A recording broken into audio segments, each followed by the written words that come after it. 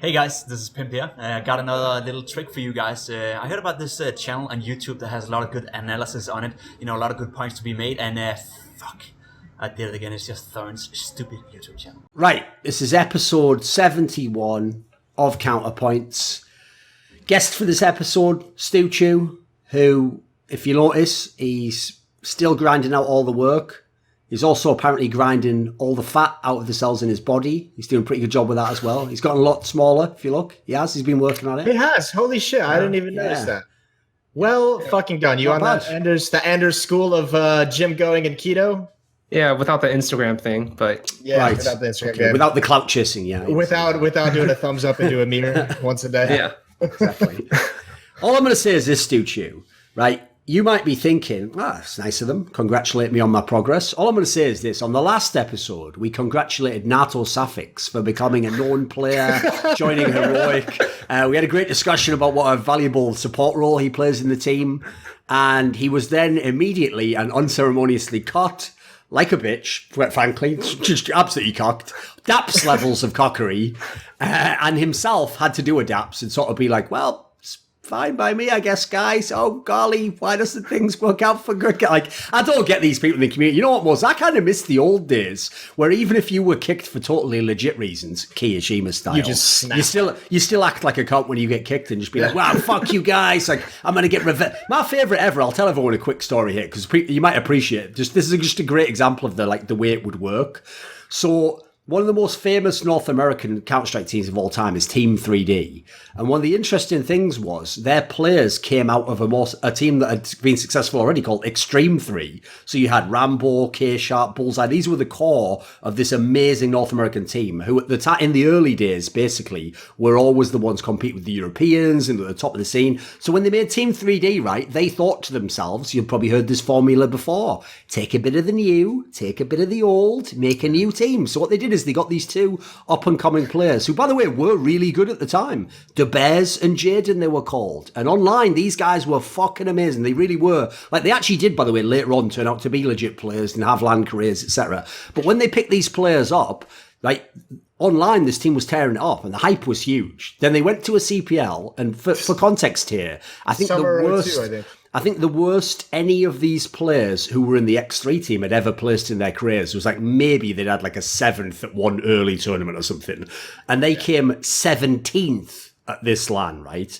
At the World Championship of Counter-Strike. So unsurprisingly, right, and not even in a harsh way, they cut those players, Tobias and Jaden, because those players also underperformed at the LAN. And then secondly, it's not like they cut them for nobodies. They cut them to recruit, like, one player, for example, who even used to be their old in-game leader, like an obvious slam dunk who'd led, like, a team himself. Yes, sir. So, like, fifth place, I think it was. So, like, basically, it was even a cut on paper made sense to everyone, right? Here's how the community saw it. Oh, Tobias has been fucked over by Team 3D. So then when he won like one online game in Cal Invite, everyone's like, he got revenge! He got his revenge! It's like, what is he getting revenge for? So what you're telling me is his revenge is to beat a team online in a meaningless game who he played a large part in fucking up the results of, who'd never had a fucked up. Like, how is that revenge? Surely the revenge should be like, they should be getting revenge on him. Like, fucking tie him in a closet at the next CPL or something. Make his team come fucking 17th place. Like, where's the revenge? Listen, he was cursed. He didn't have to do anything to fuck up his runs. Some computer was going to turn off in overtime. Something was going to restart. A mouse was going to explode. Whatever. Yeah, people always... Here's the thing, stuchiu, because the weird thing about the DeBears guy was online, and in fact, here's the funny thing, it was only a curse at CPLs. Even at other LANs, he went with LAN teams and like beat 3D and beat a bunch of teams and had good results. But it took him, literally, no joke, 5 years until there was a CPL where he cracked top 16. And when he did, by the way, he did a good job. I think he came like third or something, man. It was like a really good one. He won one of the later CPLs, I think, with JMC. No, they came third. It was a pretty heavy, stacked one that was really stacked. It was one that SK won, like fucking Arl and Fisker and all those guys. But anyway, here's the craziest part. I used to think people were exaggerating. Like, I used to say, It's not really a curse, though, is it? Like, all you mean is he just does badly under pressure. But I once saw it with my own eyes, Stuchiu. All I'm going to tell you is this. I was once watching his team, it was actually Moses' brother's team, United 5, play against the best team from Denmark, a team called the Titans, right? On Mill, right, I think? Yep, it was on Mill. And this is the thing, it was at the stage of the tournament, I think it was even the upper bracket game, it was at the stage of the tournament where if you win, you're like definitely going to make, I think, like minimum top 8 or top 12. You're already getting into like the good meat of the tournament, basically. And their team's doing absolutely fine. Like, it's a good game so far. And the key thing was the Titans' best player was the guy Wimp, who's actually working with North now.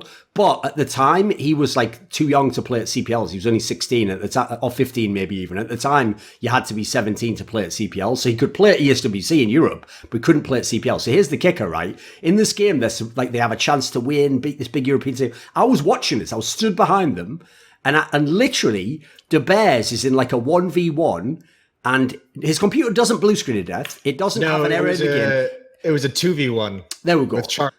But it just turns off like some poltergeist level shit. The whole thing just closes down as though someone behind had like a zapper, like, a remote controller, and was like, shut that down. And I remember just like, they were just, like, the best thing was, I'm not even joking, to end the anecdote, I'll just say this. I remember just looking at De Beer's face, and there was actually a look on his face of like, this was inevitable. Something was going to happen eventually. It's like I know. Like, basically, if he'd have been a basketball player and he'd have taken the last second shot and it was going to go in, God himself would have come down from the heavens and blocked his shot. Like, that's the sort of like voodoo hex level shit this motherfucker was operating on. We could actually, Duncan, do a counterpoints episode with Bears where we just walk through all the curse bullshit that he had to go through in those CPLs. We should actually. That would be fun. At a certain point, you actually, like, for the first 3 stories he tells, you feel a little bit bad, and then once he gets to like story 5, you just start laughing. You just start laughing. It does. Yeah, it does. It's one of those things where, like, I always say this, like, you have to laugh so you don't cry. Like, if you actually thought about how tragic it was, it'd be really depressing. But if you just laugh at the fact that someone's getting absolutely reamed out, like some sort of comedy character, except with his real life, then it becomes hilarious. So anyway, for this episode, I'll go ahead and warn people now. It is the major, so the thing is, we'll talk about some of the things at the major and some of the teams, but obviously we can't go into insane depth because the actual lifespan of the episode won't be very long. So let's talk about some more general things. So I thought what we'd start with is literally today. It's the reason why I'm actually knackered now. The International just finished. The International 9, the massive Dota 2 tournament that they have there, where obviously the prize purse was incredible. I think it was like $34 million overall. I think first place was like, what, 15 million or something crazy like that? Oh, it's over in time. They already played the grand final? Yeah, it's already finished, mate, yeah. Oh, what the fuck? I watched the semi last night. I thought the final would be on today. All right, cool. It was, but it was on it like a little bit more sense. What Stuchiu was telling me at the beginning of before we started recording, I was just kind of nodding my head like, oh, I didn't know OG and Liquid played already. Fuck. So here we are. Yeah. So anyway, the thing is, the normal topic everyone does on this one is actually not that interesting because it's been done a million times, which goes, should we have an international in CSGO? But here's the problem with that topic, right? I'll tell everyone quickly. One is basically our majors are our international. So to me, it's cool we get 2 of them. And also, you're living in a dream world if you imagine there's going to be fairness. Because in Dota, they get the international and 5 $1 million majors and 5 $300,000 minors. Did you hear that? I just told you that a minor in Dota is $300,000 prize pool. $300,000 prize pool is more than some like DreamHacks and ESL events, by the way. They're big events because Valve doesn't pay any money for any of their circuit. Now, listen, there's a whole extra element you can bring in there, which is like, yes, that also means Valve doesn't control the circuit in CS, whereas they do in Dota. Like, they literally do dictate, like, some sort of fucked up feudal lord to whoever bends before them, and they go, here you go, peasant, and throw them the little fucking pouch with undisclosed gold doubloons in it. And then they go, yes, master, I will put on a DreamHack Masters for you. And then go off and do the fucking... So there is that whole element that I, like, generally, if you haven't noticed... One of the things I will always side with in esports is just keep things away from big companies who don't really know what they're doing, because like that just by default fucks things up. Like, as much as it might have problems in Counter-Strike, there's a reason why we're lucky to have a scene that's actually I know in some negative ways, but in some positive ways, got similarity to the one that was 10 years ago. Whereas every other game is just an LCS with a fucking one big tournament after it, or it's the one massive tournament in Dota that everyone looks to. So, like, to me, there's pluses and minuses. And to me, I use the logic. It's kind of like I do with my job. I could probably get more money on certain parts of my job if I signed an exclusive contract with someone, but I'd give up all the freedoms that I get currently. So to me, it's like, if you can get like 70% of the money and still have the freedom, I think that's a worthwhile deal. So I'm never too worried about that whole. What's your take on the whole thing in the Dota side? I mean, I personally don't want an international in Counter-Strike. I think it's really cool that we have Counter-Strike has a circuit that is like very much built upon, you know, the market that we have and whatever's actually available and whatever is realistic to the players in the scene.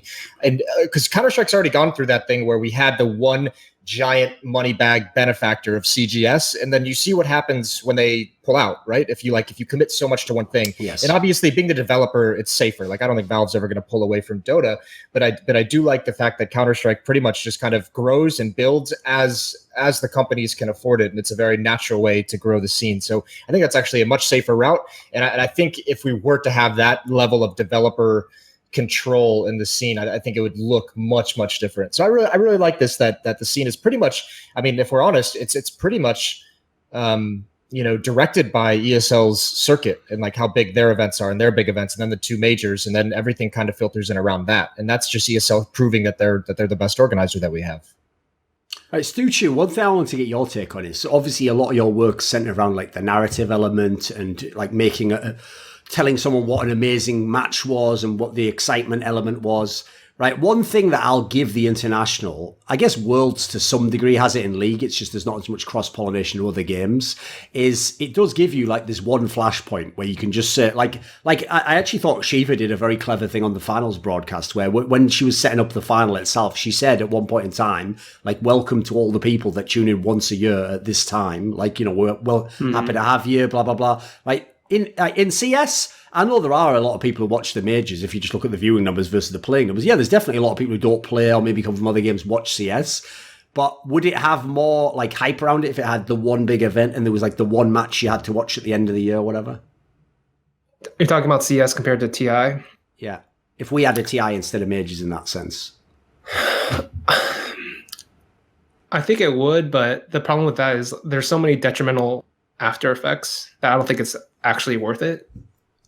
You know what I mean? Like, so basically, the way I see it is, if you did create this theoretical TI for CSGO, yeah, what would happen is, in order to create it, you'd have to lose the prestige of the current majors, I think, because that's basically how it works in Dota 2. It's like, yeah, they have down a tier, yeah, but like they're not considered. Those majors aren't on the same tier as CSGO majors. So they'd move down a tier, and then those would obviously lose in prestige and viewership, and they're already losing in prestige compared to where they were in the past. True. So when you go to this theoretical TI, yeah, the viewership would be really high for this theoretical whatever Counter-Strike extravaganza. Yeah, but like the problem with this is that it doesn't actually have any kind of sustainable viewership model, as far as I can tell. Like, Dota's been running this TI for ages. I don't think the overall average viewership has legitimately like bounced up because of it. Like, I don't think it, like the hardcore viewership, like the ones that watch most of like the bigger tournaments outside of TI, like that hasn't gone up significantly as far as I can tell. So I don't really see what the point is if that's like the goal. And while it is helpful, I guess, for the most casual fan to grasp onto like the narrative that way, like, oh, I get to see it once a year, so I just focus on it once a year. I think it's not as so what I'm looking for. Like, I just don't think it's as poignant, I guess, like as an overall structure to the year. So I just don't really like the idea of a TI in CSGO. I'm not even sure I like it that much in Dota, but I mean, there are some good aspects to it. So, I mean, yeah, I will say, like, the one thing that weirds me out the most about Dota, and I guess it wouldn't if I was probably part of the community, but the whole like the community, like what do they call it? Like the fundraising for the prize pool, or the Sure. What's the fucking word for it? I forget. Crowdfunding. Yeah, that's the one. I'm really doing well today. I think it's like I don't know. I would feel a little bit bad if I had to go to like the Counter-Strike community and say we want to run this world championship, but you guys have to supply the prize money.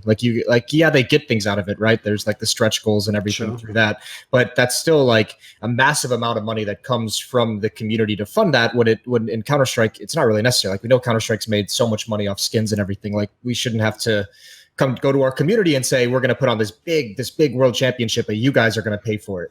And that's not like 100% accurate, I would imagine, but that's so much money. And what Valve takes 50% of the crowdfunding, and then 50% goes to the prize pool. No, so 70. They 75. take 75%. Oh well, fuck me.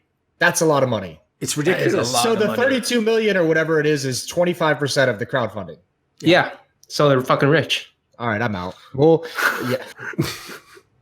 I know the problem with that one, Moses, is there's no argument for them not to do it in as many games as they could. Essentially, if it worked, you know, like true, if it didn't work, it looks silly. But if it worked, you're just literally just printing money, basically. That's so insane. And I will say, even an interesting detail for people who don't know is the last year or so, especially, there's been a big push from the Dota community themselves that they don't actually want that money to only be for TI. A lot of them say, like, why can't this be for the whole circuit, blah, blah. Now, to be fair, it used to be for the whole circuit. If you remember, stuchiu knows, he used to be able to do crowdfunding for any tournament. They just didn't pay as much money. So the problem with that one is that's also where the community does that thing where it complains about something they themselves had no plan on doing, you know. Same as the people now who will be like, I won't be watching the stream. Then it's like, yeah, okay, you won't be watching the stream of the World Championship of Counter-Strike when you're a massive Counter-Strike fan.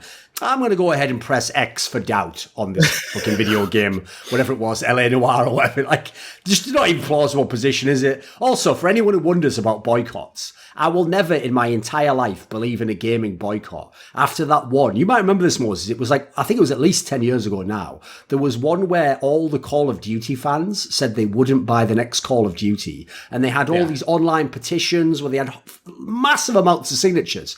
And it was literally shown through surveys that like most of them still bought it the day it came out, just on the sneak tip, like down low. And I assume I had to set themselves to like offline mode so their friend couldn't see, like bro, wait, are you in the game right now? Like, no, I'm not buying that shit. Like, you know, like I can hear it in the background, the artillery, like, no, that's not me. That's like what kind of man? Because obviously think about it, right? What leverage do you have? You're a little fucking nerd gamer. And then you're like, listen, faceless corporation who'll make loads of money anyway. Do what I say or I'll deny myself the pleasure of the game. And then they're like, we're fine with this. It's like, oh shit, but I really want to play it. The problem with things like that, right? And we have it so much in Counter-Strike, but like whatever you see, like whatever, like it feels like there's this such a large portion of the community that is like trying to rile up like the boycotts and everything, like the Blast boycott that we had. And that's usually just like the core members of Counter-Strike, but there's so many more casual fans who don't realize how many there are. Drama in the scene, any of that political shit. So yeah, you might see 100 comments in a thread of like 120 comments all saying we're going to boycott or fuck this, but there's, 10,000 other people viewing that thread who are planning on boycotting. So it's just kind of like a silly concept to try and organize something like that. But like it does give this like prevalent feeling that there is a large portion of the community. It's like the problem with social media and Reddit is the visible is the comments that people. It's disproportionate for sure. Yep. Mm-hmm. Yeah. No, I totally agree, by the way, because I mean, I bet you know this yourself. Like, when I've been to live events, right, I used to get surprised by how, like, overwhelmingly positive the reception to me is at live events. But then what I learned years later is, those aren't the people on Reddit. Those people don't read Twitter. Yeah. Like, those are people who just, like, watch the event, so they already know me from the event. Or maybe they've seen YouTube and they're just a casual fan who just saw a video one time. Like, to those people, they wouldn't even know what you're talking about if you said some like, recent outrage on Reddit only. They'd be like, what? Oh, I didn't know. But no, I thought people were fine with Vertigo. So I'm like, no, they're not, but whatever. Like, because remember, the sort of person who goes to, like, in that sense, is just a casual fan. They just like the game. And also, some people can be fans without going absolutely nuts. And by the way, I can include myself as someone who has to go absolutely nuts. That's a requirement. There's no choice right there. Like, I'm just lucky. I always tell people this. I'm really lucky that I made my hobby into my job. Because if you imagine, I just wouldn't be here if this was just my hobby. No, I'd just be that cunt on Reddit. Just fucking, well, I never used to post comments. You'd actually be worse. True. You would have no skin in the game. The real problem is this, and I'll reveal this story just for the hilarity that it all builds into my branding. This is not a joke. In the early days of esports, where there were websites or comment sections, in fact, commenting was the main thing back then. There was obviously no video, etc. I never ever posted a comment until I began working in esports, because what I used to think was, well, I'll just think whatever thought that is in my own brain. Why the fuck do I care what they think? So arrogance, basically. Even from the beginning, unjustified, blinding arrogance was the reason I never used to interact with you, scum, as I called you back then, before I got to know you all. And now I do interact with you primarily for money. Thank you. Just so that I can upload my own content to the website. No, basically, that's not even a joke. Like, I have to do it on Reddit, don't I? What's great as well, Moses, is the only time I ever feel like the slight pang of guilt, I don't really, because I don't experience guilt like that, but and the only time I feel like a simulacrum of whatever you humans might call guilt is sometimes people will reply to me on Reddit and be like, wow, so glad you're one of the few people who really interacts with the community. It's like, yeah, I wouldn't be doing that if there wasn't this like ratio rule by Reddit, actually. That was the best. I remember when you started commenting on Reddit and I was sitting there, I'm like, wow, this is great. Duncan's really, making this effort to like repair, maybe his public image. He's going to build up his brand. He's going to take it in a new direction. He's going to be a community man. And then I was like, oh wait, no, they just updated the rules. So you had to post a number of times before you could upload your own content. So back to the original Duncan. Yeah, exactly. It was all a front from the whole time.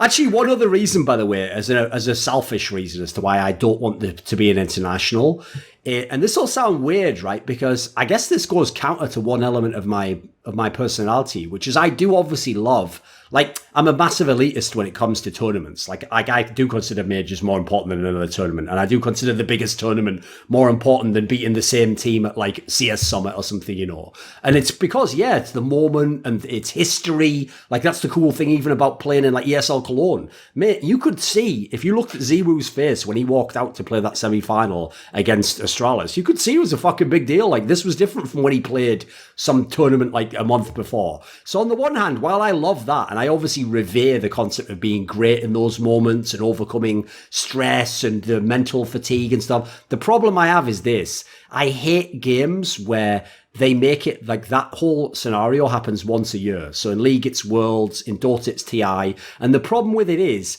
it should be the most important tournament, but it dominates the circuit as a result. So what happens is you get people where, like, in CS, one of the amazing things is, as much as you might think there's a lot of ignorant fans, if you wanted to have a cool discussion now about whether Simple, who's never won a major, is the best player, or an old school player who won some majors, you could at least start the discussion in CS. Like, people would listen to you. They'd be like, all right, generally shouldn't you have won a major, but I guess I'll listen to the argument. In those other games, Moses, if you haven't won Worlds, if you haven't won TI, you can just fuck right off. It's not even an exaggeration. Yeah. Like, they just take it as default that whoever won was the best. And unfortunately, there's an element of just like tautology there where it's like, well, they're only the best because you say whoever wins that tournament was the best.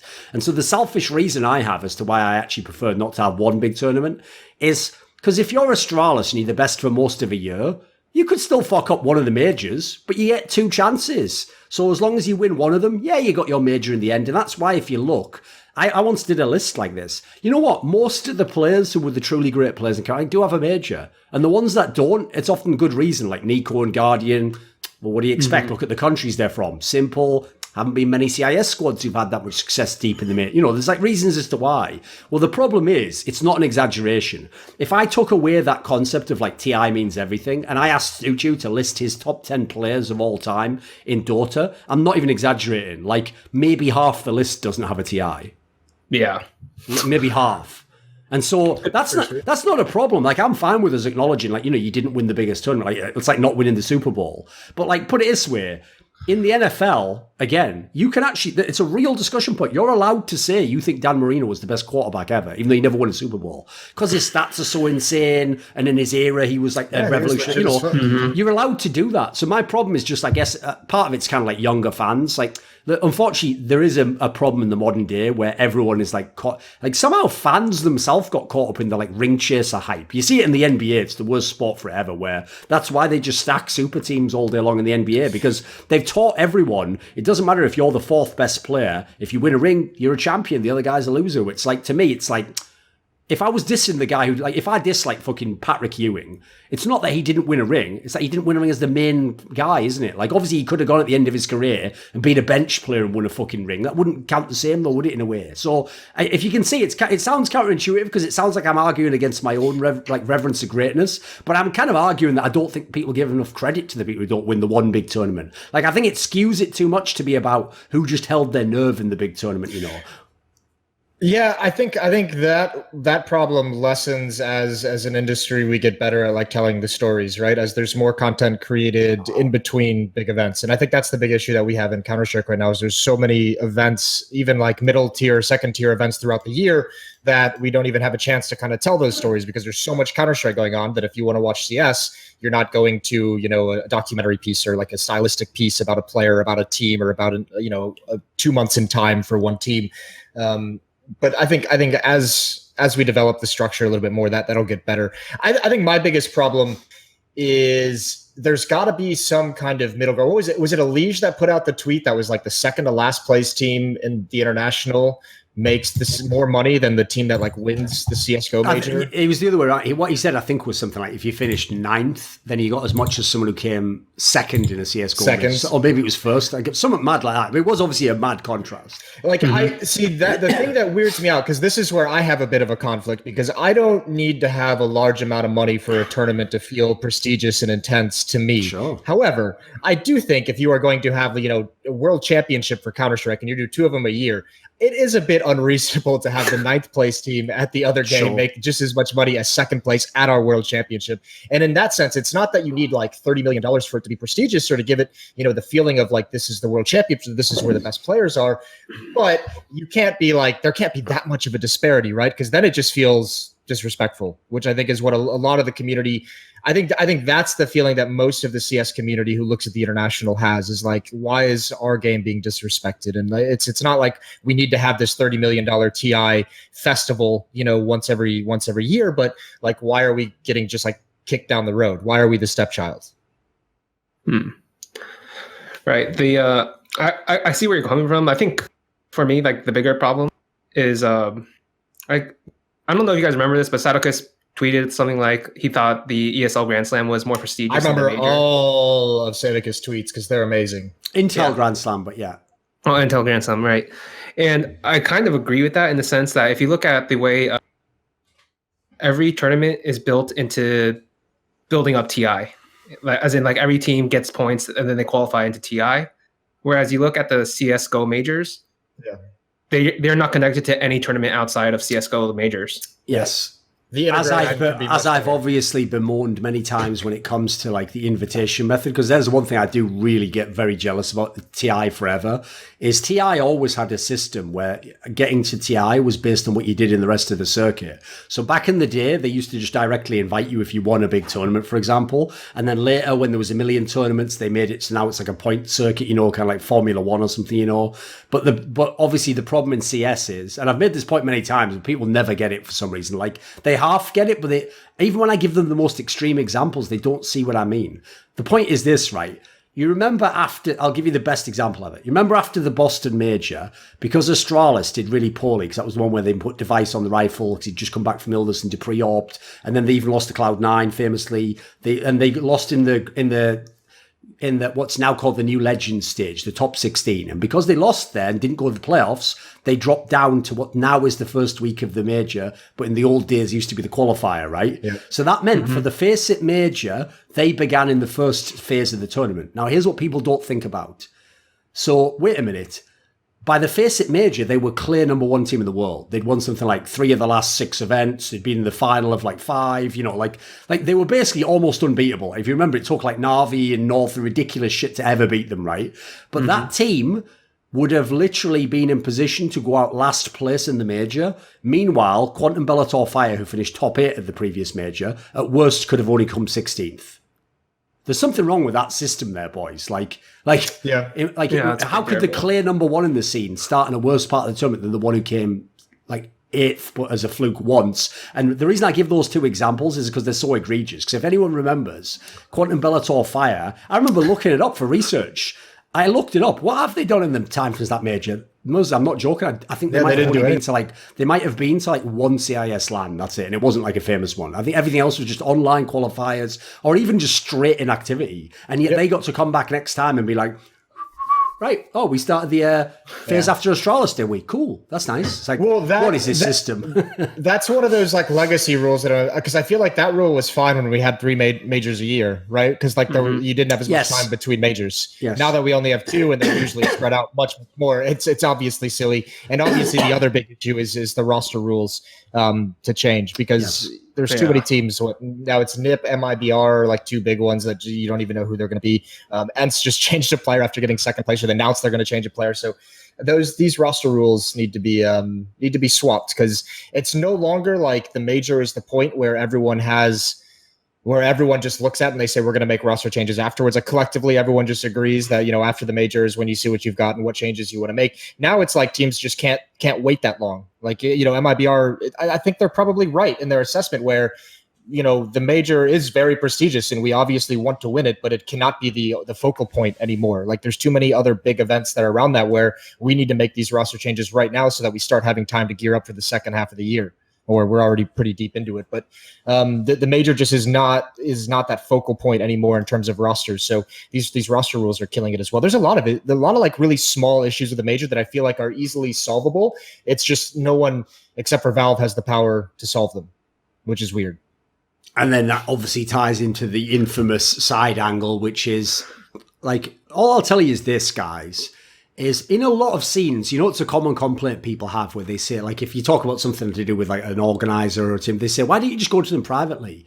Right? There's a reason why most Counter-Strike figures speak publicly about this topic. There is no way to go to anyone privately. Like, I personally do not have a single email I could contact from anyone from Valve. I used to have a couple that were on like cards I'd been given at events in the past. And even then, that was just like the one cool guy on the crew who might have just given you an email, and probably even then would be like, I'll try and bring it up, but I can't promise anything. It's like the idea of like a real dialogue, like a face-to-face of like, here's some issues that's going on. Like, what do you think about it? Like the idea they would ever tell you just what they think, that's a pipe dream. Dude, talking to Valve is the craziest experience ever. Not because they're like assholes or anything like that, but I remember in London, I set up a meeting with all the Valve devs, and it was me and like 7 or 8 of them.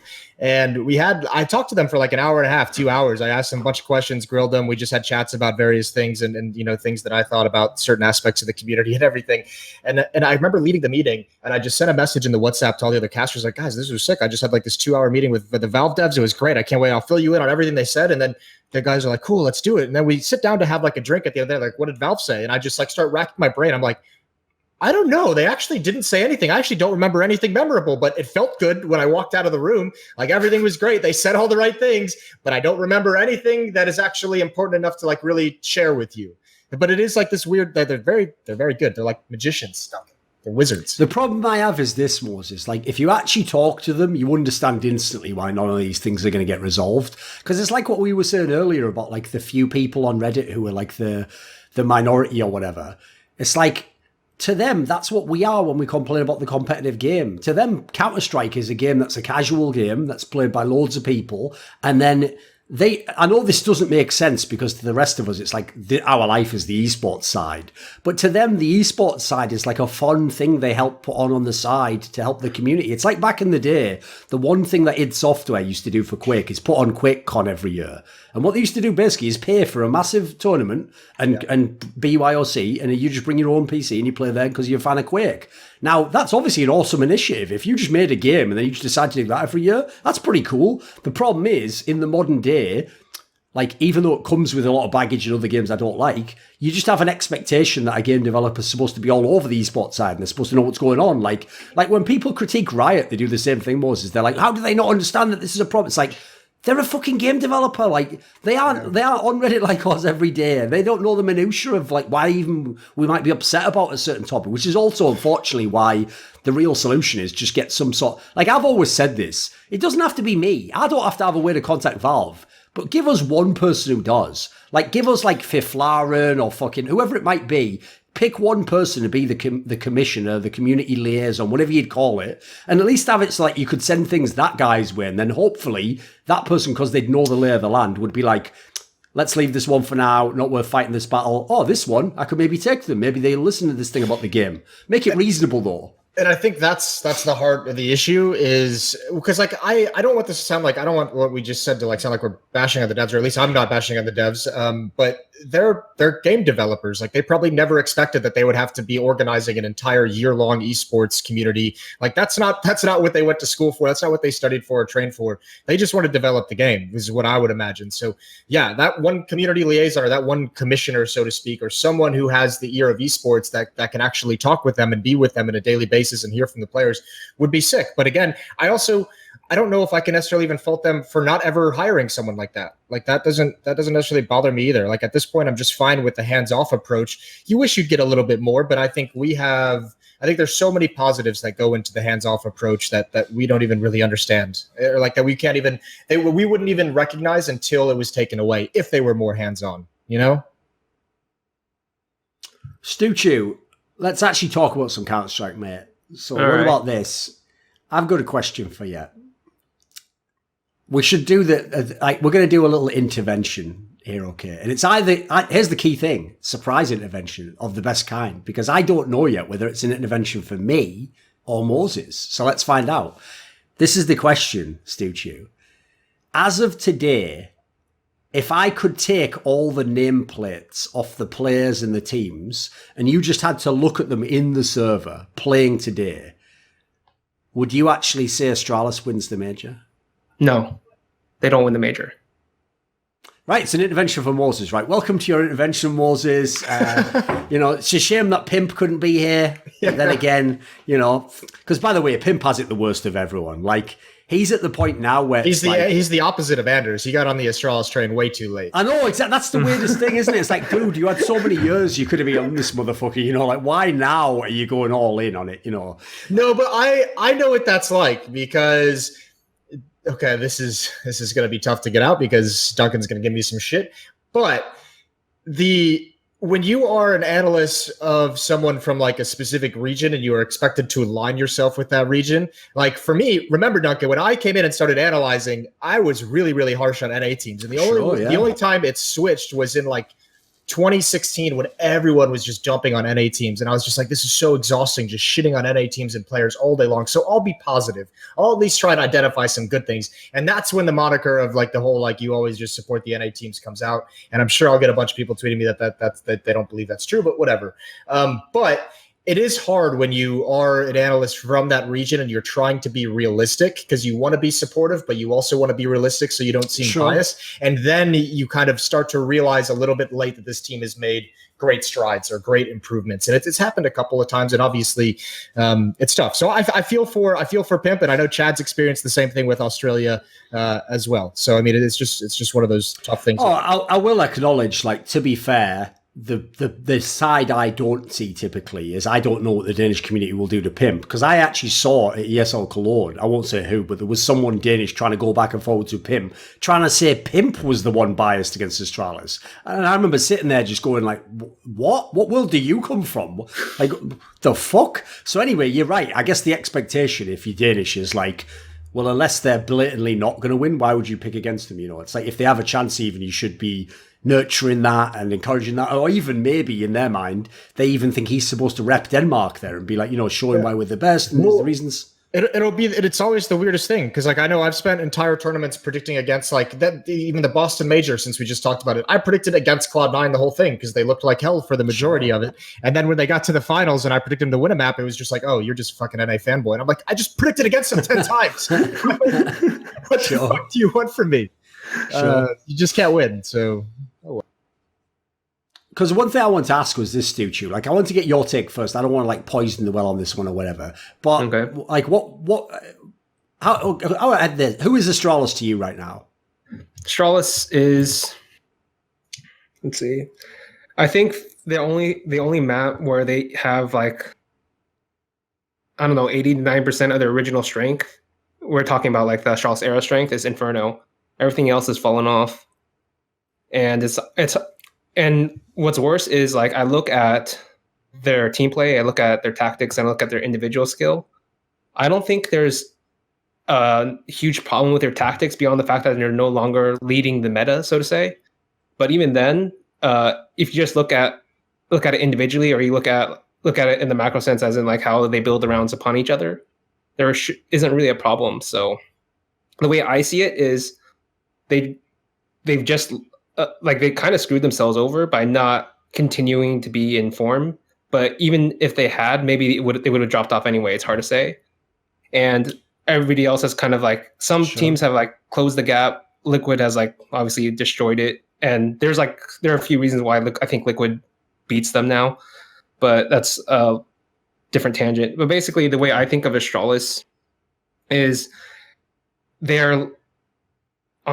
I think they're basically on the verge between falling out of elite status and just being a good team. That's how I see it. And I think they're going to have to make a change soon, a player change.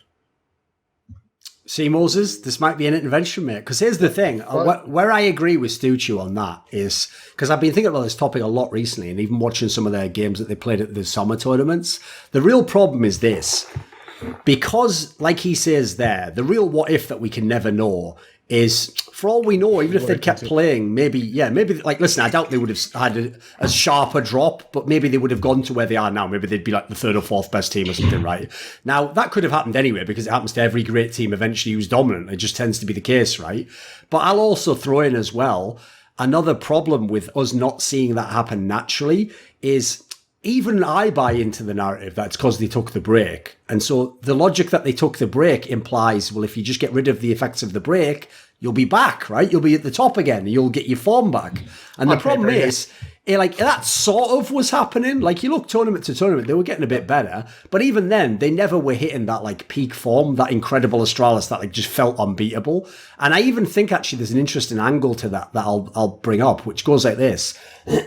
One of the reasons why Astralis used to be so infuriating with the lineup when they had Kirby is I already thought they were the best tactical team at the time. Like, they had an amazing system. They had a lot of players who fit the roles. They had a pretty high level of player overall. Like, they had a lot of positives. But if everyone remembers, you could bet your house they'd come second or third. You knew they weren't going to win most of the time once, FaZe and SK and those teams got rolling, right?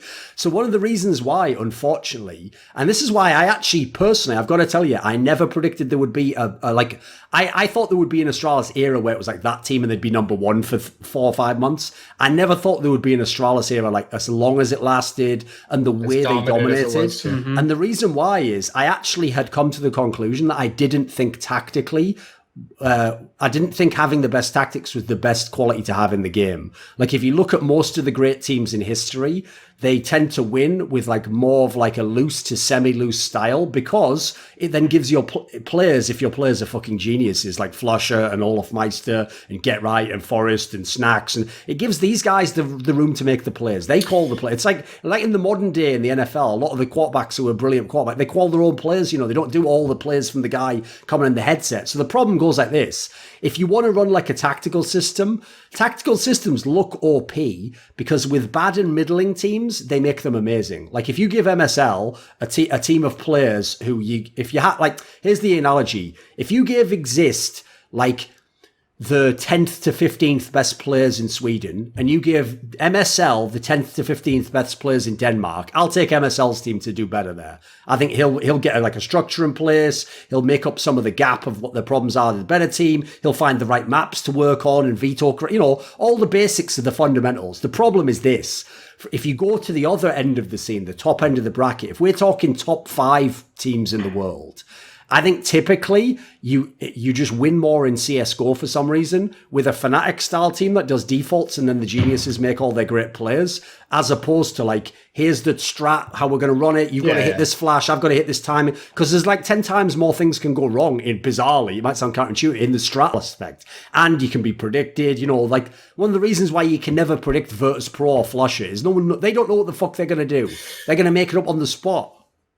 Well, I think the big knock on that Astralis team before they hit their era, remember, was exactly as you said, great tactically and really good fundamentally, but they never had that player that could break away from that. Like Caribou was a little bit, and then obviously Magisk was the big one that come in. But I mean, no matter how good you are tactically and fundamentally, you need to have, if you're going to be like one of the best teams in the world and have it for a consistent period of time, you need players who can exist outside of what is logical and what is fundamentally sound. You need the players who can create some havoc, and that's why, you know, Magisk was so good. I think Glaive was a player like that for Astralis that did great things for him in that sense. And then you look over at Liquid right now, Stewie's obviously the big name that can, you know, do the silly plays that somehow work, but any of those guys can really, really do it. But I mean, you look at all the best players in the world, they're guys who can break the rules of Counter-Strike that have been, you know, set up and established for the average player, the average skilled player, but simple plays outside the fundamentals. Obviously, Nico can do it as well. So you need to have a good mixture of those fundamentals and tactics and the ability to kind of go crazy outside of them, which is a difficult balance to strike because you can't do it all the time. ZywOo is obviously a player who can do that as well. But to get back, I think you guys are both crazy. You asked who is Astralis right now. Astralis is the second best team in the world. I think they're going to be very dangerous at this major. And I don't think on what basis? Give us some reasons.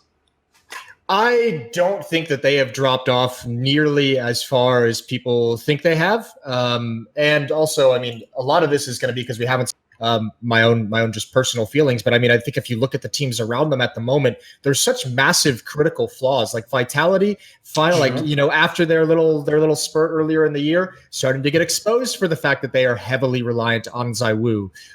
ENCE, I mean, they're about to kick their in-game leader into this major. It's not a good look. I can't lie on that one. That's not a good look.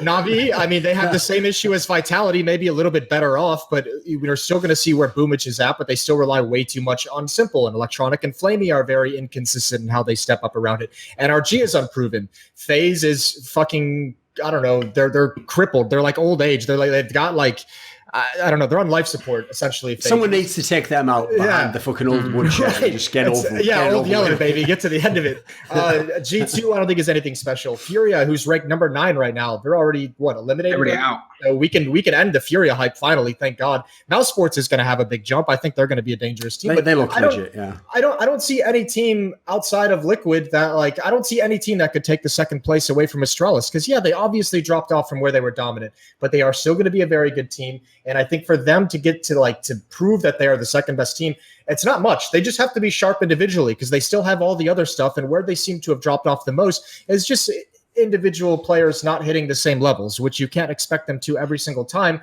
But, you know, if they just play solid Counter-Strike, that's going to be a team that I think is going to be in the top 4 pretty much guaranteed. And I think that at the end of this major, people are going to go back to saying that they're going to be second best team and they'll be able to challenge Liquid. What do you think, stuchiu? Right. So as far as I can tell, Moses' argument is a lot based on faith, almost. And that's me, baby, all heart.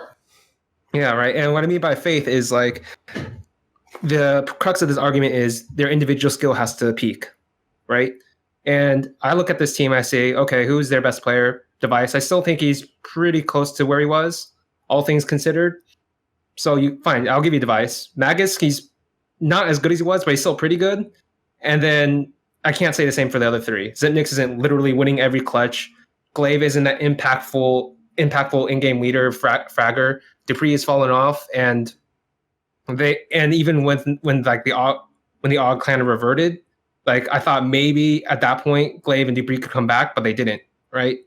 So like you're kind of like hoping those 3 somehow reach that level again, and I can't like bet on that. The thing I can bet on is like I will say this. I think in terms of experience, Astralis is better than a bunch of these flawed teams. Sure. Yeah. So like Vitality, like I think the reason they can like play their game with only like 1 superstar and like 4, like I call them 4 role players almost, is because their tactics are pretty good. But this, as far as I know, this is like Alex's first real rodeo at a major with like a legit team, right? So how can I really expect him to like drive this thing all the way to the end? I'm not certain. Whereas I know Glaive can do it. Here's the thing about Vitality, I think, is if they're able to survive this phase and move on to the next stage of the major, I think that's going to be phenomenal. Because like you said, you have Alex who's got to lead this team and he's really inexperienced. You have Wu, who this is a massive stage for him, as well as he's performed in the big stages that we've seen him at so far. But these struggles early on might actually help them get some experience and settle down.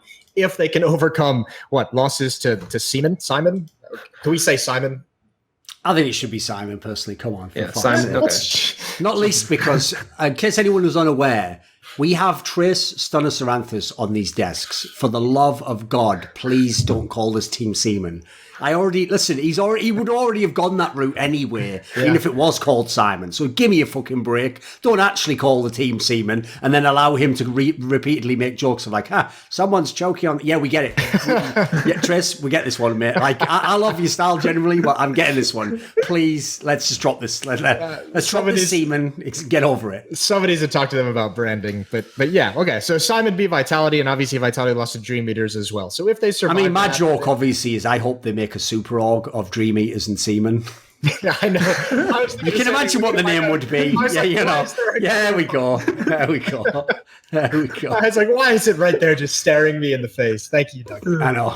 But I mean, I think there is something to teams with like young players, especially young star players, and struggling early on in majors. I think it can actually be a good thing if they're able to make it to the next stage and overcome it early on. Obviously, it would be a fucking disaster if Vitality gets eliminated in this stage.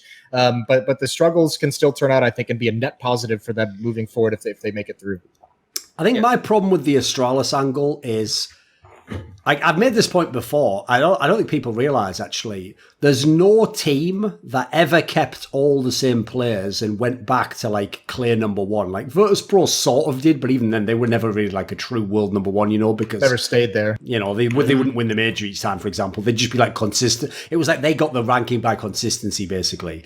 Obviously, teams like SK did ruthless changes and got back there, yeah, for sure. But the idea that like Astralis is going to keep the same 5 players, just history says no. Now, to be fair, they are the team out of everyone in history I'd give the best chance to do it. They've already done so many impossible things. Like I said, even the style of play I don't actually think is the most effective style in CSGO. I just think that they paired that with like peak form from everyone. They had exactly the right players for roles. They probably even invented some elements that we didn't even know about, how a team structure should work to make all this facilitate. So to me, if that was you on Max, well, on anything other than Max, you're not going to be as effective. Like, you're going to lose a bunch of tournaments. You might even drop number 1 status. And so my problem as well is, like, individually, I could see the players all collectively, maybe not at the same time, but eventually I could see them all getting, like, individual form back. Like, it's not impossible that can happen. My problem is, like, every factor can't align the way it did in the past.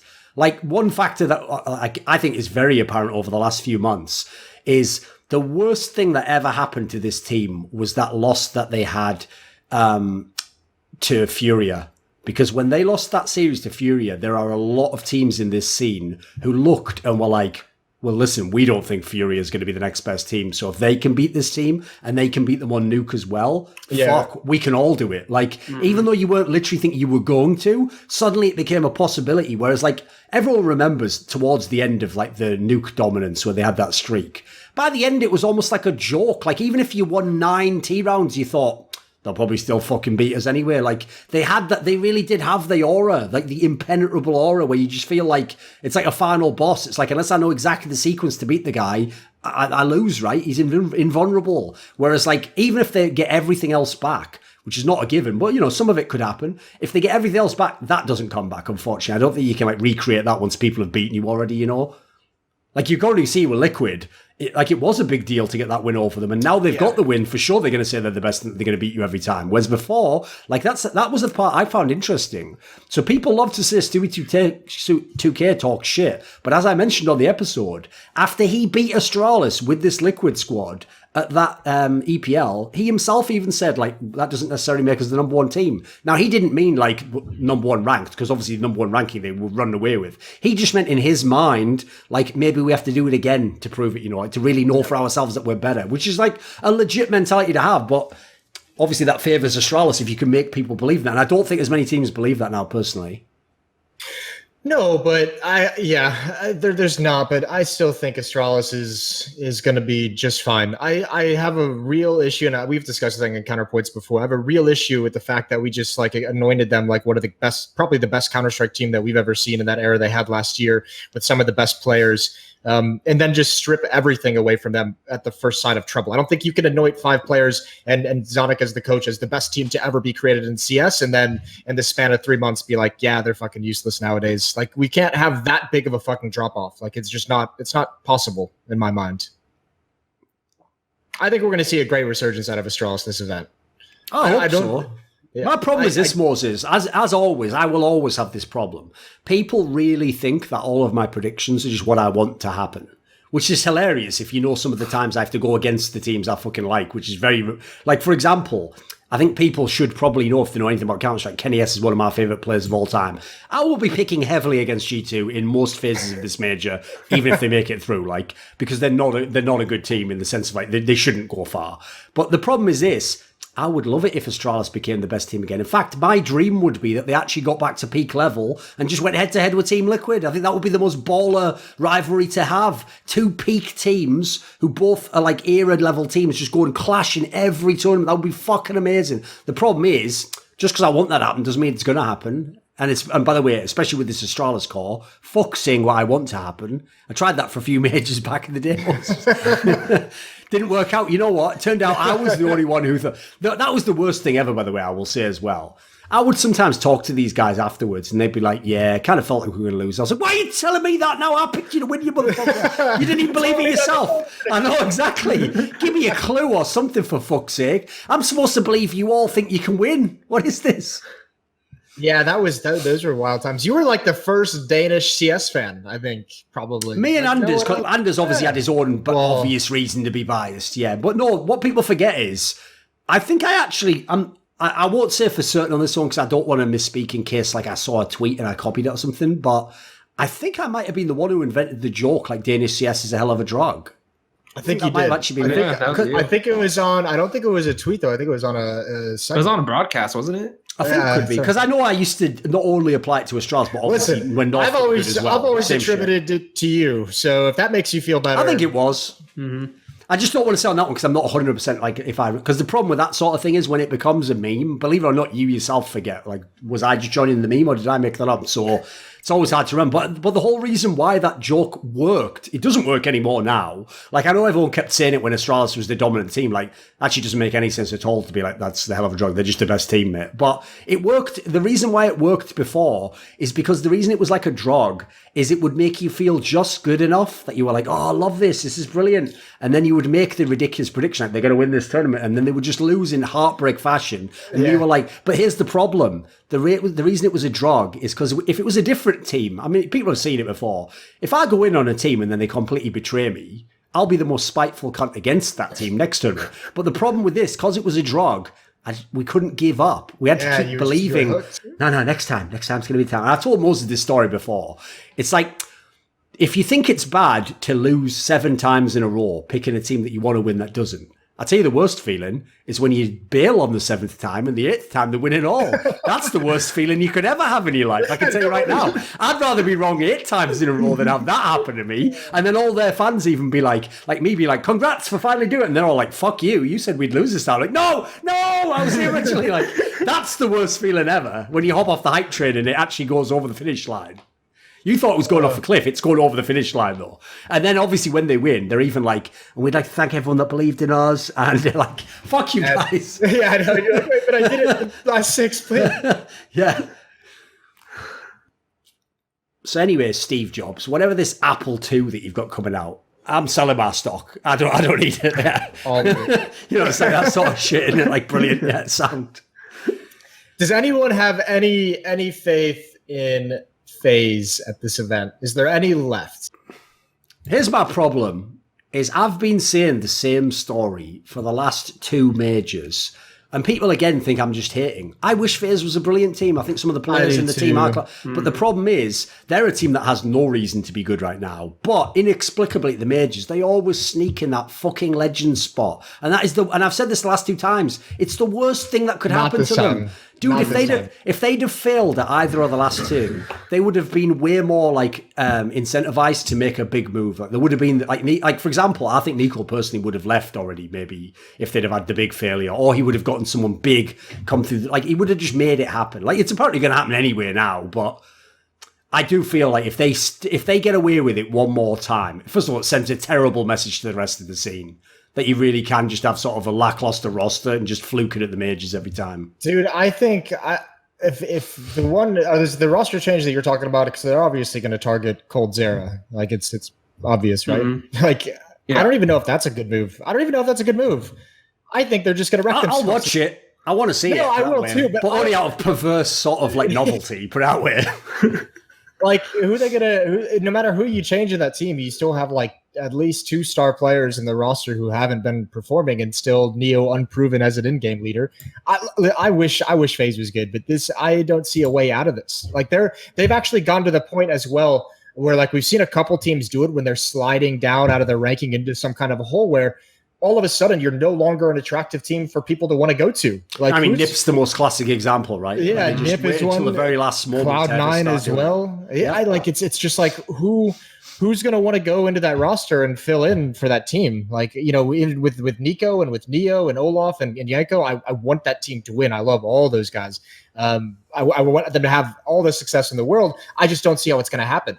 And now I guess like the other thing in my head was like, what is the next option? Like, what if you go to Crazy? Like, why? Like, would Nico not want to play with Hunter, who's looking good, or he's been a stud this event, Nexa? Yeah. Mm-hmm. Like, but if you're one of those guys and you have a good major, are you saying why the fuck would we go to FaZe? I mean, outside of the money, the prestige, obviously, but like, is that going to make the team better? Like, would Crazy be a better team than FaZe? Like, what happens if Crazy beats FaZe?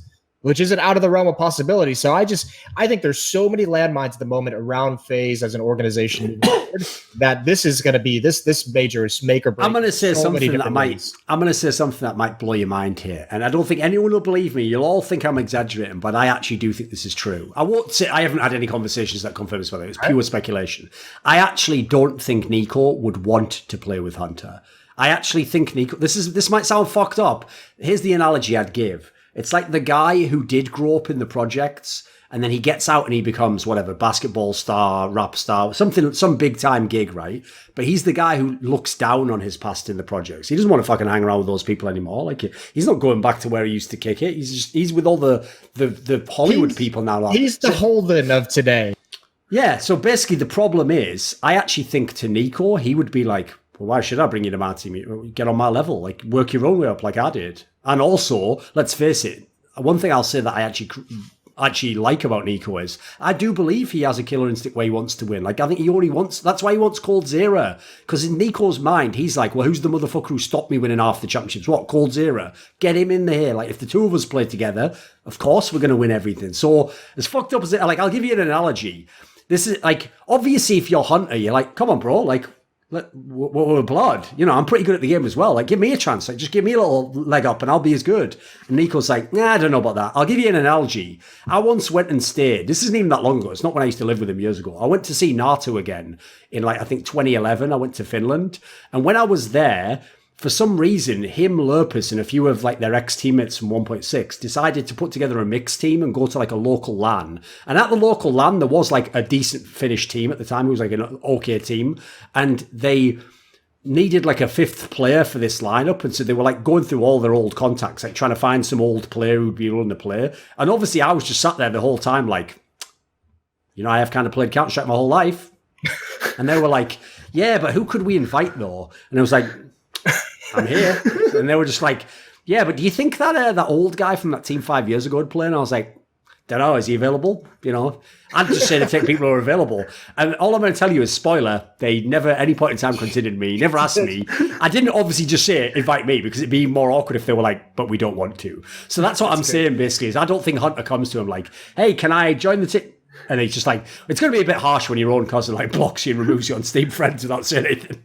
Here's my big question about Nico though, because how long can he sit in a FaZe team that is underperforming and underwhelming and doesn't have a positive like feeling around that team, and while also dropping out of the conversation as one of the best players in the world? Sure. Like when was the last time that he was in that conversation? It's Simple and Zywoo now. Yeah, it was last year. Yeah. And I mean, and Coldzera's been in it as well. And the only reason he's not in it now is because he's not even on a team. Yep. So at some point, Nico, if this FaZe team continues to struggle, he just gets pulled out of that conversation. And I'm wondering if that is ever going to be like the impetus to really shake things up and really get things moving in a better direction. But at the moment, his individual stock is dropping, in many different ways. And it's got to be a weird feeling. And I don't even know if he's realized it. But FaZe has nothing good going for them at the moment in my mind. I don't know one thing I can hang like any kind of opinion and say this team is going to get like top 8 or top 4 based off this. I can't think of a single one. The conversation we have about FaZe is they're going to get top 8 despite these factors, which is like, that's not what you want to be if you are FaZe and you're supposed to, be contending for trophies. No, the way I think about FaZe is basically Nico has recreated himself Nico Sports, kind of like every decision unintentionally because he went out to avoid that, right? Yeah, and he's followed into the same hole. Basically, if you remember the quote, like your character is your fate. Basically, that's kind of what happened here. Like Nico is like, "Oh, I'm the best player. I'm going to join FaZe," and then he never came to realization he needed Kerrigan. That's the way I see it, because he really needed Kerrigan, because I think Kerrigan is straight up going to be the best international leader Counter-Strike will ever see. And so without Kerrigan, he's kind of just redone everything that went wrong with Nico Sports, except with better players.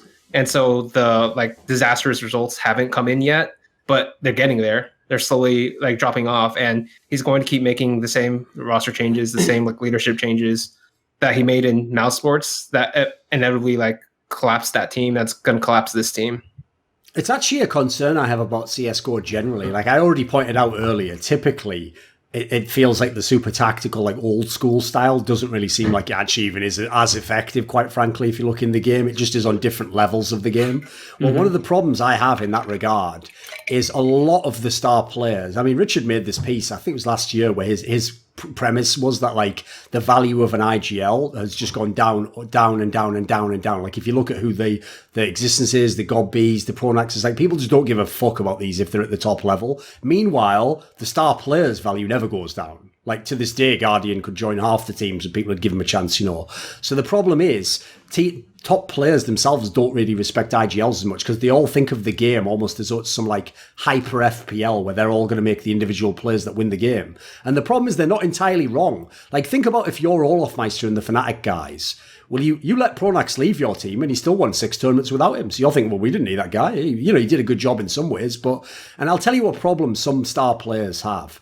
Because a star player, by design, doesn't see the whole game and the whole map. He sees his little realm where he's doing shit and he sees how people interact with that and that's it. He does his shit. And then half the time, the joke I would give is, to them, it's like they do their thing where they kill their 2 people and then they turn around and they expect the fucking fairies to have just done all the rest of the things on the map and be like, right, what, we haven't won the round yet? I did my part though. And it's like, well, no, listen, your part's actually in some ways the hardest. To get 2 kills is pretty hard. But at the same time, it takes skill what other people did, a different type of skill or a different experience. And so I know that one of the reasons that Flusher and the rest of them took so long to try a player like Golden as a classic in-game leader again is because they really did think well, when we were winning, yeah, I'm sure Pronax made some good calls, but, we could have made those calls anyway. We kind of knew what we were doing. And you know what? Flusher can sort of IGL. He can do it. He knows what he's doing. He's a smart player. It's that sort of works, guys, but it doesn't really. Whereas the reason why that was always startling to me is if you go back to old versions of Counter-Strike, the IGL is the person never getting removed from a top team. That guy is the guy who runs the team. He's going to be there till the end of time. If anything, he can even kick out his star player. He can have the star player be disposable because he can be like, you know what? I'm going to get the next up-and-coming guy in the scene. Maybe he won't have the problems you do. And he comes into my team and plays. And that's how I recreate the scene. You don't do it by trying to find another in-game leader because that's the part that, if you notice, most teams that have kicked a classic in-game leader have never, ever found their way back again. You look at North, look at the fucking French teams. Yeah. You don't really find your way back. The maddest one ever was, obviously the best kick ever was Kerrigan from Astralis, but that's only because Glaive was an extremely rare case of someone who always should have been a great leader and was somehow available and had then like paid his dues for the 1 year in heroic to come. It's like it was just like a perfect storm on that one. Like they couldn't even have designed that themselves, you know, like the odds someone like that is sat on the shelf are so unlikely. It's like for people who don't know, me and Pimp always talk about this when we're at events now. The joke is, for like 3 years, no one even remembered who Glaive was. The only way it would ever come up in conversation is I would see Pimp and I would say to him, what the fuck's Glaive up to nowadays? I always thought he was going to be the greatest in-game leader. And then he would go, yeah, he's just sort of like doing school and playing a little bit of this, you know, some shit, whatever, well, didn't say school or whatever, you know, something like that. Like he would just give like we used to literally talk about him like we talk about one of his other teammates, a guy called Nico with a C, who's also never coming back, by the way. Like that guy's never going to be a pro player again because he's even tried to and he never made it. So like the idea that these people would ever be viable and come back, like, I don't, like, we're not producing new Nikos generally. Well, here's the saddest thing. Maybe we should transition this. If you asked me, Moses, who's the latest in the next lineage of great tactical in-game leaders, I'd have fucking told you Alexi B from ENCE. I know. Jesus! This just ties so perfectly into what I was just talking about. What the fuck? Listen, I was in favour of moves in ENCE in as much as I didn't think they could be number one with that team. So I thought, you know, at some point in time, I even said it this way. I said, you wait until this major. If you don't do a top finish at this major, then you make the Sonny move. But the Sonny move was never Alexi B for Sonny. It was always someone else. Like, it could be anyone else, but it can't be Alexi B, surely. It was the one was X7 that I heard before Katowice major was the one that I was told. But then obviously they did so good that that was never going to happen. But yeah, I mean, I don't know who I would pick off this team. It wouldn't have been the in-game leader that was getting so much that'd credit. Be the last person, surely. Yeah, it's so I don't know why it's like this. What do you think of that though, Moz? Like, if they make this move, what do you think happens to ENCE? I don't think we see too much improvement. I think, you know, them ranked at number 4 right now is a bit high in my estimation, but they're still going to be a dangerous team and a decent team. I think they'll be top 10, but I don't think they jump up or anything like that. I don't think they're all of a sudden going to become contenders against Liquid, or I think Astralis will still have a leg up on them. So unless Sonny comes back and is like immediately just like a god, which by the way, like you just mentioned too, players who take these long breaks usually have like a ramp up period where they have to get back into the swing of things. They're going to be coming out swinging right after this roster change. And the other problem is, I don't know who the fuck on this team is going to in-game lead. It's not going to be Sergey. It's not going to be Alu. It's not going to be Sonny. So it's got to be X7 or Ariel, like one of those guys taking over the reins, or like you just mentioned, maybe they just don't prioritize in-game leaders because like they built their back and Katowice off being like, you couldn't shake them. Like they had nerves of steel and they were playing tactically very, very solid. It's so rare you'll ever see an underdog team play with the composure they were shown in the games that they were winning. It was ridiculous. So I don't know where they go. I mean, this is an interesting change. Not saying that they didn't need a change or that they shouldn't get Sonny, because I think Sonny is an incredible player. And I don't think anyone can fault them for bringing Sonny into ENCE. It's just who leaves that is the big head scratcher that makes this such a massive question mark. Which you would have to think that if they're removing Alexi B, that has to be like a stylistic difference of like how the team and how Alexi wants to play Counter-Strike. Like there must be a conflict between a couple different players or a couple different camps within that team on how to play Counter-Strike properly. And Alexi's just on the losing end of how they want to play moving forward. Which is wild. And someone posted as well. It's almost like the fucking it's almost like the NateDOhDoubleG thing that's so fucking funny. Because Alexi just gave that interview that was like a month ago where he just said, I think if we change a player now, it's gonna ruin the team. And then he's the one out. Well, my joke there would be like that he already knew he was getting kicked. And he was like, "Listen, if we change any player, I believe this team's it's going to go downhill." He's like some fucking one of those like witches in like Macbeth. Or he's just I predict doom and gloom for whoever shall remove ye the player from this team, and much tragedy shall beset ye, and unto the 10th generation. Fuck. Alu. You think he's just setting it up for like 2 months from now? He can just like tweet out like "I told you so" or like "I was right." Dude, here's the craziest part: is this is I normally in the scene you get like foreshadowing, like people like Moses. If there's an NA move, he's going to hear way before DK comes out with the move. We're going to at least hear inklings, because obviously players themselves come and tell us this shit. Or another player who you're friends with.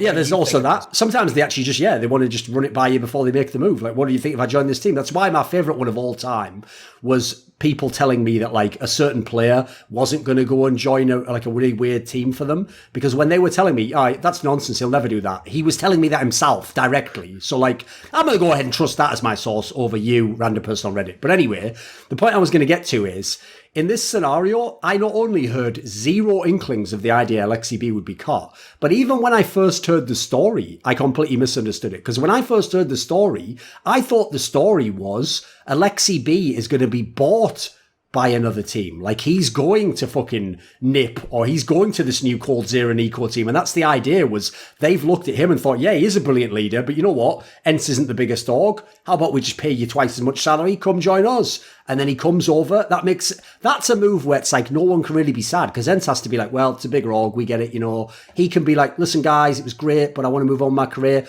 They can be like, perfect. Time to get Sonny anyway. Everyone's happy. So the fact that he's himself saying, like, it's not that at all, I haven't been bought, this really is a move where I've just been benched, literally, I don't know what my future is, that is crazy to me. Because again, like I say, I really thought he was like a pivotal player in their team. Like, I thought he designed the whole style, ran it all. Now, if it turns out I'm wrong, fair play to the others. If they all really had way more contribution and they're going to continue it. Because as it stands right now, I would have to guess they're going to get worse, personally. Even if Sonny comes in and becomes a good player, I think their style was the best thing for them, in my opinion. It wasn't like, I never thought the player strength was that crazy anyway. I thought actually some of their players were a bit underwhelming.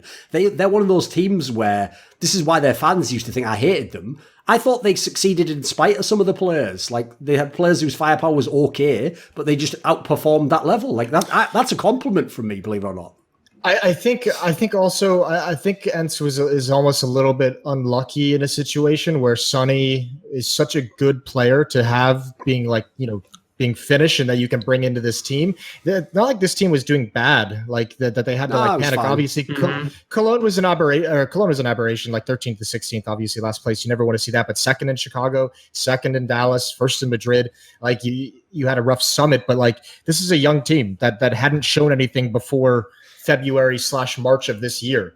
Like, I would have liked to have seen them keep it together, but I just think the fact that Sonny is so good and is already a proven talent, there's only so long you can resist that, right? Like, everyone knows when Sonny's not signed onto a team within like the first 2 months of him being a free agent, or like the first month of him being a free agent, he's eyeing ENCE. Like, we all know what's coming down the road. But this team had some really cool things this year. It would have been nice to see how much time they could spend together. Because, I mean, if you look at the teams, there's a tendency these past 2 years, the teams who have spent so much time together, even in losing, Astralis and Team Liquid, like those cores that have stuck together, those 4-man cores or 3-man cores that have stuck together through all the adversity, you get better over time. And I think ENCE could have done that as well if we saw improvement. But we'll just have to see. I'm with you, Duncan. I think they're going to drop off a little bit, and then we'll just see what happens when Sonny gets his legs underneath him and how high they can climb the rankings after that. But I don't think it's going to be anything crazy. I don't think this change is going to be any kind of a revelation for the squad. Stu, what do you think on the angle that, like, this is something actually that, let me think. What's it? You know, Yiska, the guy I do my Overwatch show with, Watch the Overture, which is like some Overwatch content, right? One of the reasons I enjoy doing a show with him is he's a guy who loves like abstracts and philosophy and things like that. And one of his pet theories that he's worked on a lot in Overwatch is he believes that it takes a certain amount of time to like establish a core of players, and that until you do that, you don't become like the number one team or the championship team, you know. So he gives the example of like, you know, the classic fucking Lunatic High team, etc. And, you know, there's a bunch of squads he gives the example for. Now, obviously, that got a bit thrown off in the Overwatch League because they reset a bunch of the rosters when they made all the new franchises, etc. So it's probably harder to track that. But I actually thought, because Moses kind of alluded to a similar concept there, I kind of think there is kind of... there is like a logic to that in a way. So what do you think on that angle? Like, do you have a theory? Obviously, because you've watched a lot of different games, including Dota's another game that is based around... I mean, I know the term core is unfortunate terminology for Dota because it means something else. But, you know, like, what do you think about that whole angle of building up cores? Well, you have to first identify the core. I think that's the problem. Like, I agree with Moses that basically if you take out AlexiB, you don't have a core in ENCE. Because I think AlexiB was like... stylistically, I think he was driving that team, at least tactically. speaking. So if you take him out, I think you have to fundamentally change the entire identity. It's no longer a core, even if you have 4 out of the 5 same players, right? So before you talk about the core, you have to figure out who is like the fundamental aspects of the team. Like I look at MIBR/SK, I'd say the original core was probably coldzera, Taco, and Fallen. Like I think you probably could have taken out Fur for Phelps. I think you could have, like they already did, like take out FNX or a bunch of fifth different players, and the style wouldn't have fundamentally changed. Do you want to know something? I'll give you a funny story here. Like I jokingly feel a bit guilty about this. I don't really. Like, it was nothing to do with me, and they did what they wanted. But it's just like unfortunate timing. It's one of those awkward things, Moses. So when I did my interview with Fallen about like my reflections interview, I'm trying to think what the timing of when I did that was. I forget when the timing was, but in my interview actually, Fallen even mentions that he just watched a video that I'd made on this topic of like who was the SK core, and I made the point that when they didn't have Taco was when they lost that Chaolan clutch element that used to be so classic about the team. And so I made the point of like, if you're going to talk about the core, Taco should probably be a primary member because he was always a member when they were at their best, basically. Whereas the other, like they had Fur actually before they obviously even had Taco entirely. They had coldzera, Fallen, and Fur was the lineup before they got Taco and FNX into the squad.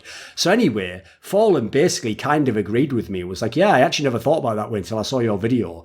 So then it's like, this is why I'd have to look up the timing. Then it's like, wait a minute. I made that video before you got Taco back though. So you didn't watch that video and then go like, you know what, guys, this sounds a bit crazy, but let me run this by you. What if we just got Taco and Zeus back in? What if that makes everything great again? They were like, yeah, not bad idea. And they're like, Thorin came up with that. That's not bad, actually. I thought he hated us. Like, it's a pretty good idea. Yeah, let's do it. Like, let's send out Stewie 2K because, you know, he's a boss. He's not going to work in any team, is he? In fact, joke's on them. Let's send him to Team Liquid. Obviously, Taco was the only, you know, established winner on that team. He's probably the reason they're winning. So anyway, we'll sabotage Team Liquid, but we'll take back Taco and then we'll be number one again. That's like, listen, guys, not all my theories are correct, you know. Some of them are, or some of them, you know, maybe the disclaimer would be like, strictly applies to history, check validity of the year 2015 and beyond. Like, sorry, guys, they don't all work, you know. I mean, yeah, I mean, that was, yeah, I like, stuchiu, I like your point about the cores, where there's always like one player that you feel like really embodies or puts that attitude into it. And I think that's why part of the reason why Stewie is such a critical piece is that I feel like Stewie is automatically injecting himself into the core because he has such a huge impact on the team mentality. And he has such an immediate impact on how the team plays. So I think that's that point of like Alexi leaving, and yeah, it's only one player, but it does feel like, I don't know, I can't identify who on the ENCE team is like some kind of power, is not just like a piece. It feels like Alu is like I mean, he's a big part of that team and I guess he'd be part of it, but like he doesn't seem to have like the same impact as like a core player does on how the team plays overall. Sergey as a star isn't like the typical star player because he doesn't blow up. It's a couple of them every single time. Like the rest of the pieces seem like they have like a bunch of decently strong role players, and then Alexi was there to be the guy defining things. So, oh, by the way, I've got a brutal prediction for you as well, because here's another thing. Another point I made when I wrote my little column about Alexi B, where I was praising him, was another thing I thought he did that was amazing, was two things. One, he made a really tactical Finnish team. Like, we've basically almost never had that in Counter-Strike, by the way. Like, even Lopez's teams, he would have to get them to compromise that, like, he would let most of them have the roles they wanted, and then he would just call around that. Like, he was never telling people, like, you're going to have to do this specific thing. Like, you couldn't get through to them on that level. And then secondly, the fact that they didn't kick X7, even if they had the big result, to every fan, they're like, yeah, well, obviously you've got to give them a chance. That's not Counter-Strike, by the way. You don't give people chances in Counter-Strike. If you really believe you will win with a different guy, you make the move. Everyone does. That's just the way it's done. So what normally happens is, if a team doesn't make the move, that means they actually still believe they can win with that person. Well, the fact that they were willing to not go for the instant impulse buy and get Sunny, I thought showed a lot of like maturity. It showed that like they kind of understood, well, here's the problem I have. And my opinion is that when Alexi B goes, they will descend back into the cesspit of what Finnish Counter-Strike has been. Not as in like results wise, but they will become one of those teams where, like, for example, The second LXCB leaves that team, if you are X7, you better start checking stats after games, mate. Because if you're bottom of the stats board and they lose tournaments, you will be the player cut. I can tell you, history proves this out. And they will cut you for the next best finish player. So that might be some player who was on the iGame team 2 years ago or something like, like some other guy that's half the, it might be the Zen guy who's still vaguely out there somewhere in the scene. The problem is, like in this kind of a scenario, I think it'll become like a lot of the scenes have that are run by the star players. They're just cutthroat. And it's not about being the best. It's about not being the worst on the team, if you know what I mean, which is a terrible environment to have. It's basically what FaZe has just done recently. It's not the mentality you want to have. Like when you know one spot's going to be replaced and it's not about like, well, the rest of you didn't do your job. It's like, well, you didn't do your job the most, so you're out. That's a terrible mentality. So I hope it doesn't happen. I would hope someone like Alu's learned from that and some of the younger players can be molded, but it does happen in a lot of teams, I have to say. Well, here's a question for you, Duncan. That's down that same road. Is what do you think of the Jason Lake? Do you know which one I'm talking about? The one that Jason Lake, what? They lose? The Jason Lake tweet? Oh, the one where he was like the lowest of lows. I love our players as individuals, but these results won't be tolerated. If you're a tier 1 player looking for a fresh start at the best facility in the world, hit me up, pay your buyout, and give you the world's highest salaries. Let's build a juggernaut. Spread the word. Right, first of all, I'm going to retweet that. That is fire. That's so fucking sick. That is fire. That is fire. That is that might be the boldest tweet I've seen from like an eliminated team CEO. Meanwhile, Jack's probably putting his tweet together now. If you're one of the best NA players, join Cloud9 for a year and then I'll sell you to whoever you want, some better team who can win shit without me. Yeah, like, fuck it, eventually Team Liquid, you could go anywhere if you come to Cloud9. It's like...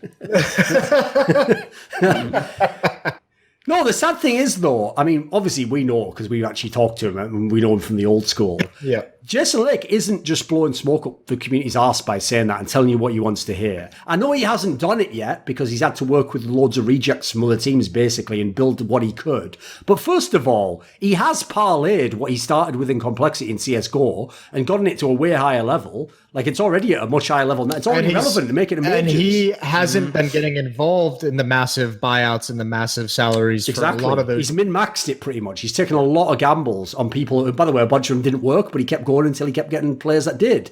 Now, first of all, one thing that has to be said is the gamble he made getting the Obo guy already looks like it could be a massive fucking, like he locked into that a little bit. Like, it looks way better than it should have been.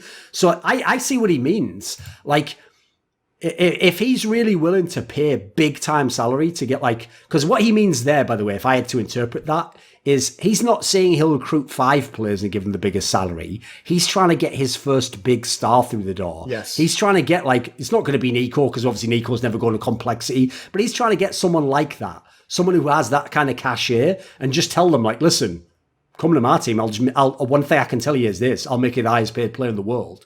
And the reason why Moses will totally get this. The reason why I know that that's what his strategy is because that's how he actually parlayed complexity the first time. He signed a huge name player and said, I'll pay him the most.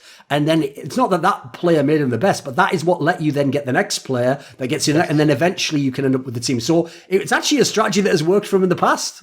Yes, yeah, he got Bullseye, which was a legendary player from North America, from like the 3D team you mentioned at the beginning, and then from there he had Warden on the team, and then he moved on and eventually got Fraud when Fraud left U5, and then he just started bringing all these names in that were attracted because they had such a pedigree and such a legendary player, and then Bullseye eventually left because he wasn't good enough. He was getting a little bit old. He wasn't getting as talented. He wanted to move on to other things, but he'd already had 3 players join because of Bullseye that then allowed him to go out and get the 4th player, the Trip, where then you have your in-game leader. So you kind of leapfrog it. And if people think this tweet was bad, it was way worse. 19 years ago, it was way worse in 2003 when he just came in and no one had heard who he was. So I'm a huge fan of this tweet, and I think that I would love to see Complexity kind of build some stuff up. But if you're Jason Lake right now, why aren't you talking to Sonny? Or not Sonny, excuse me, Alexi B. Absolutely. Yeah, there you go. Right? There you go. Of all the teams, because by the way, absolutely, Alexi B can speak English. He's totally fluent speaker. Might have a tiny accent, but even then it won't matter. He'd be the first person I'd be contacting now. I mean, I've said as much when I talk to Jason Lake. Like every time someone was available, is Daps getting cut? get that guy. Is this guy getting up? Get the, you know, like you have to spring when you get on this scenario. But I agree, because here's the problem, Moses. The default approach is not to do what he just did. The default approach is this. Well, proud of the guys anyway for trying. Haha, we'll practice and come back stronger, which is obviously the least satisfying thing to I think he did that at the last major. Like, how many majors does he have to do that for? Like, this is what's great about this tweet is all the people who say it's unprofessional. Like, it might not be your style and you might not like it, and that's fine. But there's nothing more professional than essentially saying that you're in it to win, and your organization is in it to find the best talent, bring it in, and improve the performances and become a dangerous player. There's nothing more unprofessional than just having some like half-ass, I mean, not saying that these guys are, but some kind of lineup that is just not performing well and not improving enough to make performances like to take a step forward each and every time, and then just sit there and be content with having a team in the space that isn't actually competitive. That is the most unprofessional thing you could do. So I'm a huge fan of this tweet, to be honest with you. And also, I would basically, my advice to Jason Lake would be the same advice I've given to him and many others over the last few years. It's just none of them fucking do it for some reason, because they're all so short-term thinking. It goes like this. One day, Team Liquid is not going to have the same lineup they have now. They're not going to have those 5 players forever. I know, even though they're very, very young, odds are one player at least gets removed from that team. By the way, I'll shock everyone within the next year. That's just the way it tends to go in Counter-Strike. Like, look how few lineups ever last more than a year with all 5 players. It just doesn't happen, because odds are you're not number 1 anymore. You drop off eventually. You make the change to try and become number 1. It's totally logical. So the second that happens, well, the good thing about Team Liquid is it can be any of them. It's like what I said about Astralis when it was the North guys and stuff. I said, as soon as Astralis breaks this lineup, you take any player that they're taking. Like, even if they're kicking Zipnix, you're taking him instantly, obviously. You have to kick, of course. Like, it's same with Team Liquid. So what you do is, if you're a team like Call, in the meantime, yeah, you make your team, you do what you can. But the second any of these players becomes available, you don't start thinking then of signing them. You're there the second you hear the rumor. I even said this. This is the key part that people miss in Counter-Strike. It isn't League of Legends. We don't have poaching and tampering rules. Those don't exist. So you can even go to a player before his contract ends and tell him, listen, if you choose to re-sign with your team, fine, none of my business. But if you were to be free, when would your contract end? Oh, May of next year, right? Cool. Now, I'll make sure that May of next year, if you're available, before you sign that next contract, I can tell you I'll pay you $1 million. I mean, I've given a ridiculous figure there purposely, but like the idea is you would offer them, an amount that would be way more than they'd get. It's like, listen, I can make a splash. You just do me the courtesy of hitting me up before you sign anything, and let's chat. Something like that. You could even be clever and say something like, "Listen, worst case scenario, you can use it as leverage with your own team and negotiate up with them." Like, I'd even maybe mind fuck them on that angle, But like, this is an angle that I want more teams to take. Because at the moment, let's be real, the players still decide where they go, and they still decide the teams, and they still decide who gets kicked and who joins. But I want it to be like sports, where if you're a great owner, because in sports, that is it. Like, great owner and great GM have way more impact than even the best player on your team, because the best player on your team can't pick his teammates in sports, so you can get trapped in elo hell. Whereas if you're the GM and the owner, you are the guy who picks. So as a result, if you do an awesome job, it won't just be one lineup. You can have totally different lineups of totally different players that all find the success and become amazing. So I actually like the kind of the impulse behind this. I think it's the right impulse. Whether or not he can pull it off, that's obviously very different. But like, put it this way, I can tell you right now, Cloud9 fans wish they'd seen a tweet like this from Jack over the last couple of majors. And I'm not hating on Jack. I like the guy, but that's just an area where his angle, which is more of the soft sell of like, hey guys, we'll figure it out. Like, my friends, my players. That angle doesn't work, unfortunately, when you're not winning. Like, when you're not winning, people kind of get sick of that. They kind of feel like, what the fuck? It's like that thing of like, get mad. Like, give us some emotion. Like, show us something that you care about, Yeah. Well, and then you have, I still am astounded. And I guess it would be because of the European players, but I'm astounded at how difficult it must be for Complexity to bring players to that organization that's backed by the Dallas Cowboys. Like, you feel like at least within NA, that should be a decent. That's true. Europeans don't really know what that is, do they? That is true. It's not as big a deal. North Americans should understand like what a backing to have, not necessarily financially, but just in terms of, I mean, obviously financially it helps, but to have that organization behind you. Oh, like by the way, sports franchises in the world. If you want the most gangster move ever, here's what you do, Moses. So Team Liquid, I'm going to make an imaginary timeline here. A year from now, Team Liquid's had their great period. Maybe they were the best, maybe they weren't. They've had some championships, maybe they didn't win some championships. After a year, I'll pick a player at random. So I'll say, it will be reasonable. Let's say EllieJ decides to leave, because you know what? There's been times he's thought about leaving in the past. He's even tried to leave. He's even been kicked from the team. People just don't know because it all got patched up. So let's say for whatever reason, EllieJ is the player leaving. So I've still left them with a very good squad. They've got Twist, they've got fucking Stewie. They could still be a great team. Let's say EllieJ leaves. This is what you do, Moses. You fly EllieJ out. You tell him, listen, just take the meeting. In fact, if you're really gangster, you do that move that people sometimes do in business. I'll pay you just to come to the meeting. I'll pay you a fee just to come to the meeting, right? Even if you walk, you get this fee. What could be 5k. When he arrives at the meeting, he comes into the boardroom. Hi, this is Jerry Jones, the owner of Dallas Cowboy.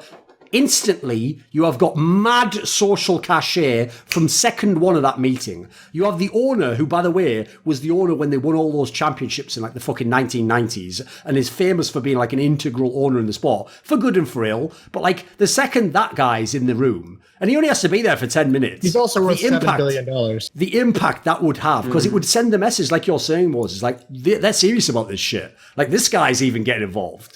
And if he's telling you some shit like, you know what, listen there, son, I don't know about Counter-Strike or whatever that shit is, but Jason here tells me you're one of the best players and we're hoping you can be the new franchise player. Like, as soon as someone says that, even if it's not like genuine, you're just thinking like, fucking hell, Jerry Jones is saying that. Franchise player. Like that'd get to some motherfucker. Sadly, I'd probably pick the wrong player. Why did I pick someone who literally is so white he's transparent and was literally someone who was playing StarCraft 2 before Counter-Strike? Like he's from your world, Stu. He's a mad nerd. You're in my world. Fucking nerd. I know. He's an absolute nerd. You probably don't even know who Jerry Jones is. I know. Why did I pick him and then pick the most macho sport? As though EllieJ is going to be like, oh yes, I the hand egg. Yep, I like that sport.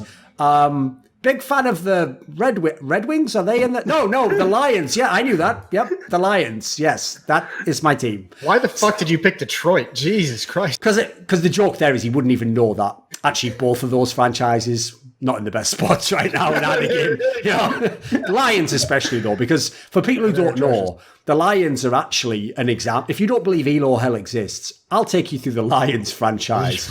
Let's start with a man named Megatron, and let's end with him, who chose to just end. All you need to know is this: like it doesn't. He chose to end his career prematurely because he was basically just like, fuck this noise. Like he actually could have just kept playing. And then rewind a decade to a man named Barry Sanders. Pretty good. Another pretty good player, yeah. Goes down as one of the best running backs of all time. Ends his career about 5 years early. Have you noticed this trend, Moses, that they don't even wait to become injured and quit? They just go, like, you know what? I think I'm just going to quit the whole game after this experience of playing here. This fucking sucks. I've been in the Lions for too long. I'm out. It's not worth it. It would be like if Nico after Mousesports had just retired from Counter-Strike. Like, you know what? Gave it a try. Wasn't for me. Just hasn't worked out. Sorry, guys. I'm going to move on. Actually, I have a question for you. It goes like this. So I made a point on Twitter today, and I know for some people they thought it was contentious, which is because obviously Na'Vi have been to fuck all tournaments in the last few months. They went to ESL Cologne, and the problem is they bombed out of that EPL in the group stage. They never made it to the finals. They've only been to one big LAN in the last like 3.5 months or something. So I looked up online, and if you exclude games that like ZWoo played against MDL or whatever, because obviously that's not fair to count. ZWoo's played 63 games in the last like whatever it was, 3.5 months. EllieJ has played 92 maps in that period, and Simple had played 26. Yeah. So the point I made was just this: regardless of what you think of his level, I have a hard time saying you're better than someone who, in ZWoo's case, has basically the same stats as you, but 3 times the maps. And in EllieJ's case, has like 4 times the maps and slightly worse stats, but wins every tournament. Like, listen, on paper, if aliens came now and said, pick a player to save the day or the Earth explodes, I'd pick Simple. But the difference is, if I have to actually pick someone to be called the best now, I feel like it's unfair to call Simple the best now, just based on activity alone.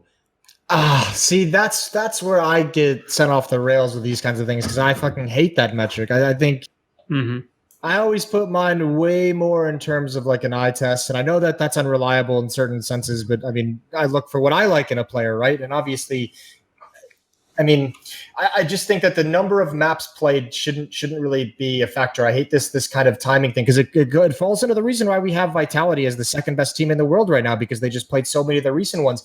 I'm still amazed, by the way.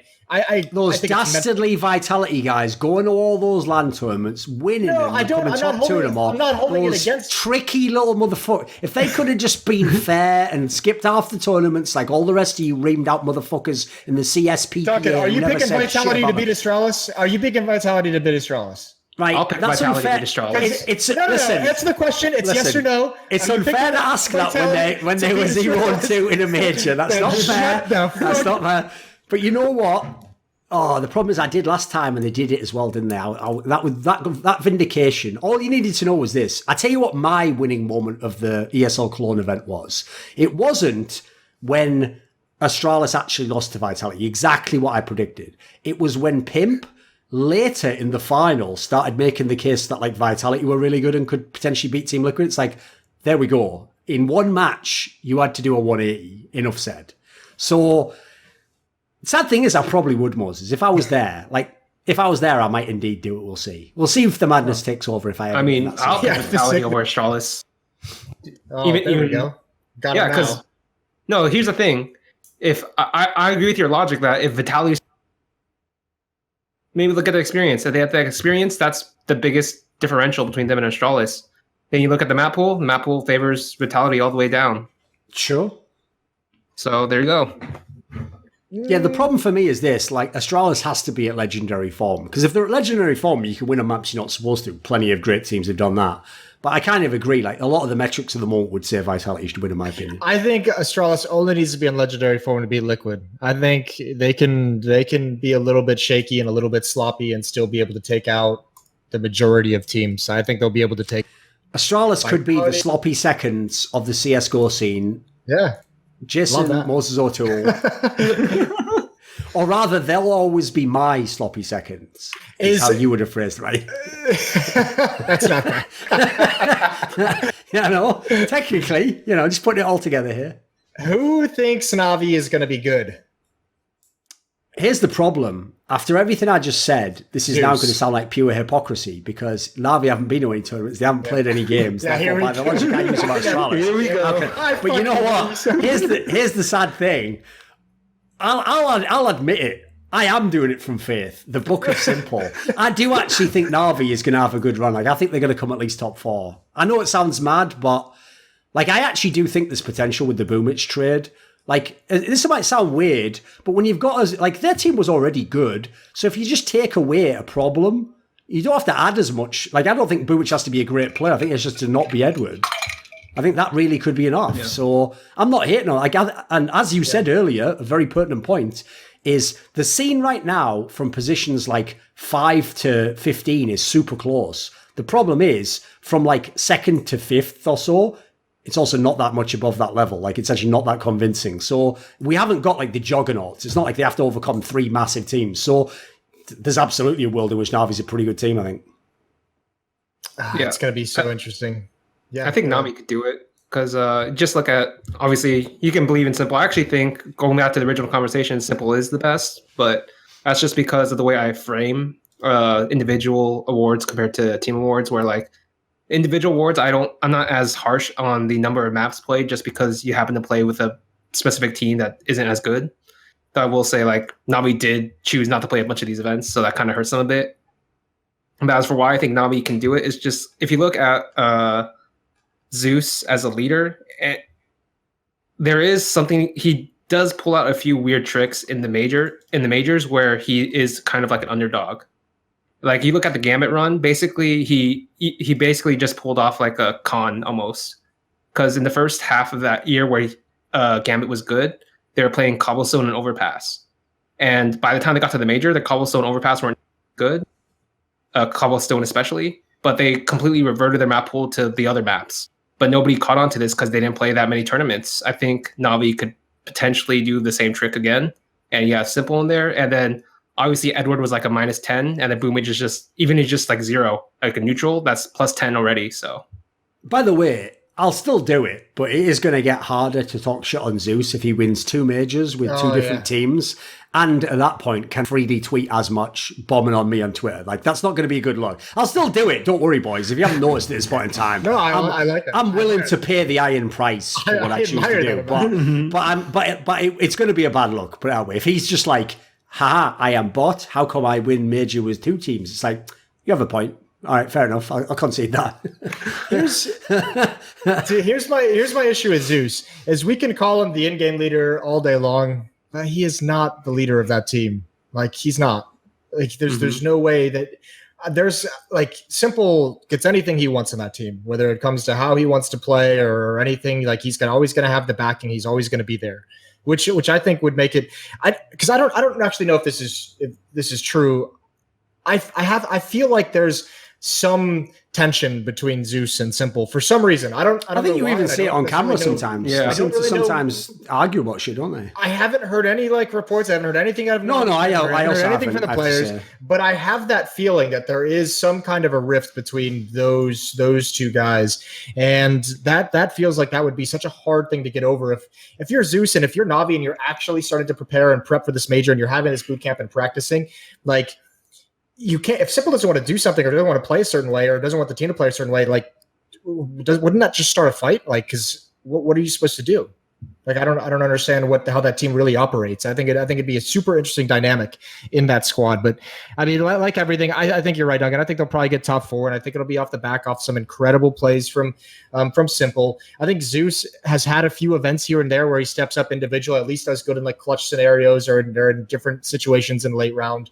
But as always, the story of Navi hasn't changed. It's who's going to step up next to Simple, and you're always looking at Flamey and Electronic. So it's going to come down to those 2 players, how far they go, because Simple's going to deliver.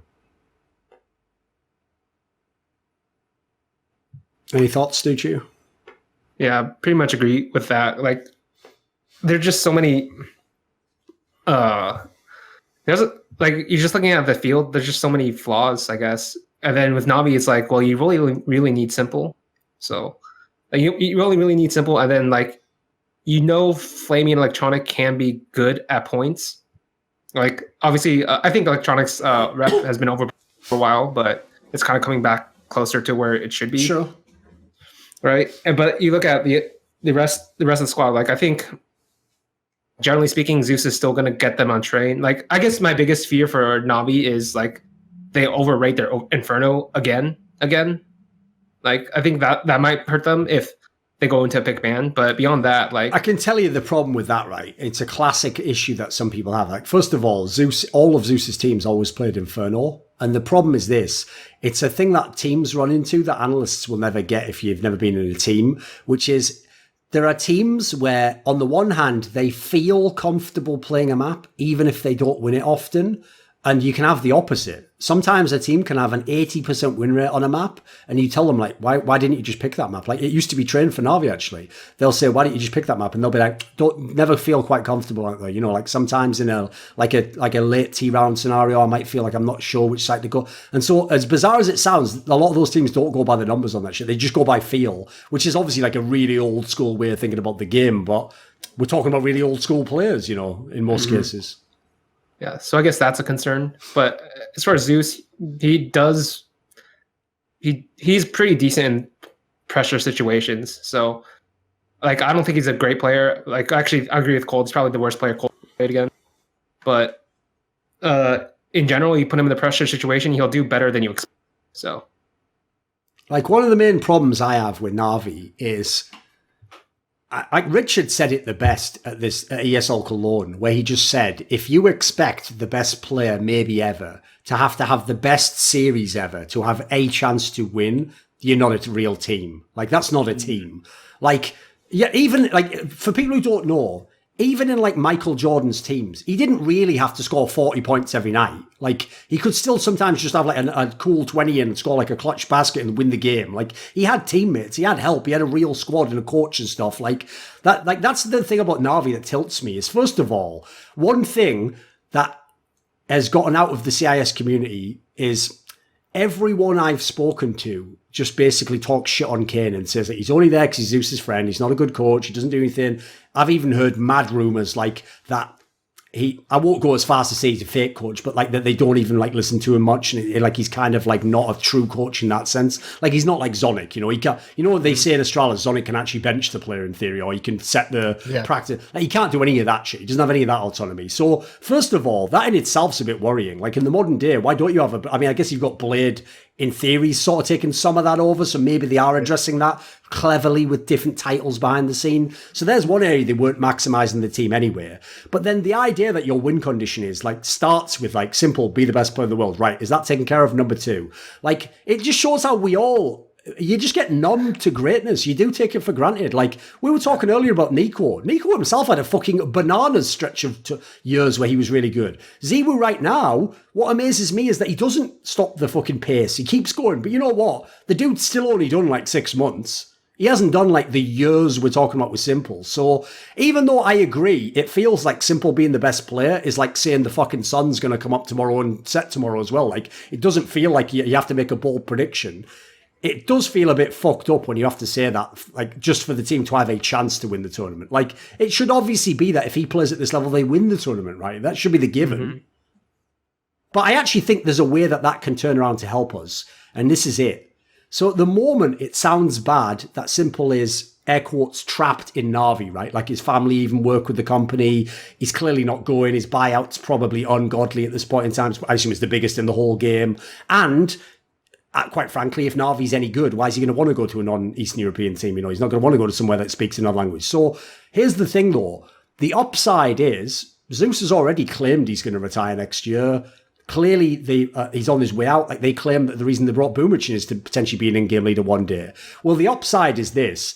Whenever that happens and we clear the deck, as it were, but we're keeping Simple, maybe we're keeping Electronic, that's not a bad fucking foundation to build a brand new team with. Like, that could be the best team itself, starting with those pieces. It's not a bad start, is it? Yeah, they're in a decent place in the sense that they get to sit back a little bit and keep an eye on some of these other teams. And dude, there's a lot of talent in the CIS region. Fours, well, Dream Eaters, like they have some cool players. Simon, but I mean, this is what I never understand about Na'Vi is like, I feel like nothing has changed with them. I feel like they've taken all this time off, which I still don't know how they've gotten away with after the treatment of Astralis Scott, that they haven't been going to these events. And when you do see them, where's the improvement? Like, nothing has changed. You are still overly reliant on Simple. Like, your players have not used this time to improve individually. The team has not used this time to learn how to play together better and create some new tactics. So I don't understand what Na'Vi is really doing. Like, why aren't you at least trying your ass off for the moment until that comes, right? So you know what you have. If I'm flaming Electronic and they just brought in Boomich, Simple's never leaving. I guess maybe you feel like Zeus is a buffer for you. But if you're flaming your Electronic, I feel like you should be under the mindset that you need to be ending this year playing for a contract. Like, this can't go on forever. It is weird that because by the way, they had that 5-man lineup with Edward. Like that's one of the teams that's like in contention for longest lineup ever. Like they were like a year and a half or something together, which is like that would already be top 5. I'll tell you right now, it might even be like second or third. Like it'd be a very long lineup. So I agree. That's one thing I never understood. I get the angle of you don't want to let Simple go. That even makes perfect sense. By the way, if you're the Na'Vi owner, I'm on your side there, mate. If I'm the best team in CIS region and I can have Simple, why am I ever letting him go? No, I'm going to do everything I can to keep him. But the part I never got was the other part, like you just said there, is like, why didn't they themselves think of this? Like, why didn't they already think to make the drastic moves? Like, bring in some player from, could now be a Vanguard, could obviously have been Vega Squadron in the past. There was teams always. I even say he could have gone to other levels. There was even back in the day with the flip sides of the world, there were some decent players there. Like I know a lot of people used to always suggest to me, like if you were going to replace Edward, why not bring in Bondic? And I was like, that's not a bad move actually. Bondic's a serviceable player. He's been in he's even played like similar roles to somewhat in some teams. That I wouldn't have been against giving that a trot. It's obviously not like a game changer, but again, it's a slight move that maybe upgrades you a little bit. But I agree. The sad thing about them is, they almost behaved as though Simple played just at a normal level and that the team accomplished all these results. It's like, no, what you did was you took the prime of the best player maybe ever. And you know what? You got some nice seconds and stuff and the odd first, but you didn't really make the most of it. No, they haven't capitalized on it at all. How have you had 2 years of Simple like this and the amount of trophies they've lifted is not nearly enough. I think there's so many teams. I feel like for me, I don't know if this will actually happen because history says that it won't. But I feel like Navi, FaZe, NIP, I guess Fnatic would be there. MIBR, we obviously know it's coming, but I feel like this major has got to be like the crossroads for like 3 or 4 different organizations that have like long-standing, cores or long-standing players in their teams, where it's just like, if you're not getting the results here, you are going to get passed up by crazy, like teams like that. You are going to get passed up by this new Mouse Sports project that has all these young 100 players. You are going to get passed up by teams who are coming in and actually working for it. And I don't understand, like this new Cloud9 lineup is something that could look scary moving forward. So there's young teams and hungry teams now where if you're just trying to coast and collect your paychecks, you're going to be you better be saving them, better be putting them in some investment, because there's going to be teams coming up pretty soon that's going to show that you cannot just keep recycling the old guard and keep mix matching players who have been competing at professional level for the past 4 years and just come up with a team that's going to win. There's too many good young players and teams nowadays to where you have to actively be working to keep your team fresh and keep your team contending for titles and for top 4s and for top 8s every single event. And I feel like there's just way too many teams that we know from the legacy ages of Counter-Strike where they're not doing that at the moment. Like, it's actually disappointing to watch in some senses. I am disappointed watching FaZe not competing for trophies. I'm disappointed not watching Navi and Simple competing for trophies. Like, when do these orgs, when is enough? By the way, along those lines, that reminds me, I saw a guy, it was like one of the up-and-coming writers in the scene. It's actually someone I've never had on my shows. It was like a totally fresh guy. I don't even remember his full name, unfortunately. I think it might have been on... I think it might have even been on the Rivalry website. I'm not sure. But this guy wrote an article where he tried to argue that like Yanko hadn't been a good coach so far in CS, because if you looked at the results, like MIBR's results stayed somewhat the same, and then FaZe's results stayed somewhat the same, right? I'm not saying this to call that guy out, but I am saying he's wrong. So I inevitably, as an indirect consequence, I'm absolutely calling him out. Here's the problem with that, mate, that you don't understand, is this isn't a static situation. The team that he joined doesn't just stay at that level unless they do something really wrong. Think of it like swimming and treading water. You have to exert a lot of energy to keep treading water, to not sink. Like, it's not like you just stay there and you're just fine. Like, if in this scenario, Yanko actually could have worked miracles for all you know to keep those teams at that level, or even to make them slightly better, because the way the scene goes, like, all the other teams are trying to get better. They're all studying games. They're all changing players. They're getting experience. They're having key wins. They're having key losses. Like, everything can change around you, even if you did like a great job. So like, that's an example of like how a lot of teams and fans, I think, still think, which is like, we'll always be good. We'll always be at this level. It's like, bullshit, you will. Like, you have to keep fighting for that every day. Also, the coach is such a fucking shit role to be in. We've talked about this just a number of times, but holy fuck. Like, even if you have all the right ideas, the players, it only works if the players buy into it, right? And I know from experience of also, one, being a player, and also stories I've heard of the current players, is frequently what will happen is, if Yanko or if a coach or any coach really is saying something like, this is what I've looked into, this is how we should play, this is how I want to practice, players will sit there and nod and they'll say yes, yes, yes, but then they don't actually do it. And, because it takes work to change how you play the game, and it not always put in. I'm not saying that's specific to teams or players that Yanko has coached, but if the players don't buy into it, the coach is just not effective. He's just a net zero. So I mean, there's so many different weird scenarios that go into this that could change how these teams operate, but it's just hard to know which ones. What do you think, stuchiu?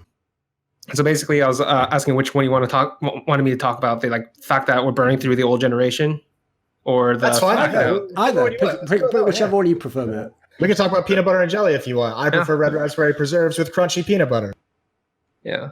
Well, basically, the way I see it is, Virtus.pro was probably the first victim of what should have been an inevitable sort of generational change, and I think a bunch of regions are going through that problem. I actually think it's not fair to put them all in that category. Some of them are trying to fight it or along with it. Like, I think you look at MIBR and Fallen. I'm pretty sure if the buyouts aren't ridiculous, Fallen would have continued on his path of ruthless cutting and getting in the next guy and the next guy after that but I don't think it's possible with the Brazilian of scene. course. It's like that joke I always make when Furia had that big result, Moses, at ECS, and right after the event there was a picture on Reddit where it was just Fallen with all the Furia guys partying. I'm putting in inverted commas. Like, that's the fucking wolf in the hen house. If you're the Furia guys, get that guy the fuck out of. Why are you letting him go? Like, that would be like me just like, if I got to some level where esports became so famous, right, I go along with my girlfriend to some like big event, you know, and I'm just letting like fucking, like, you know, fucking Hugh Jackman just go off and have chat with her in the corner with a cocktail. Like, you're your fucking mind. What are you doing right now? What are you doing? You don't do that, is what I'm saying. So I agree though, stuchiu. Yeah, keep going. Yeah, then you look at the Swedish scene, it's kind of split. I think NIP actually has a shit ton of problems beyond the fact. Their problem now is that no one wants to join the org, obviously. Yeah. But I mean, if you ignore the fact that they were the correct thing in terms of GMing, just getting the younger players in, whereas I think Fnatic went the opposite way, and I think they're going to, I don't know if they'll continue that way, but it's possible where like they just keep going back to like old reunions, like, oh, what if we get Olaf and Flesha back in? What if we get Dennis back in? What if we get Golden back in or whatever? Right? I think they might do that again because I think their GMing's been pretty weird. Like, I think they missed a huge trick in the last one where they should have, because if you remember, there was a Kerrigan interview where he said nobody contacted me. And I was like, I think Fnatic should have bet the entire farm on Kerrigan when he was open, right?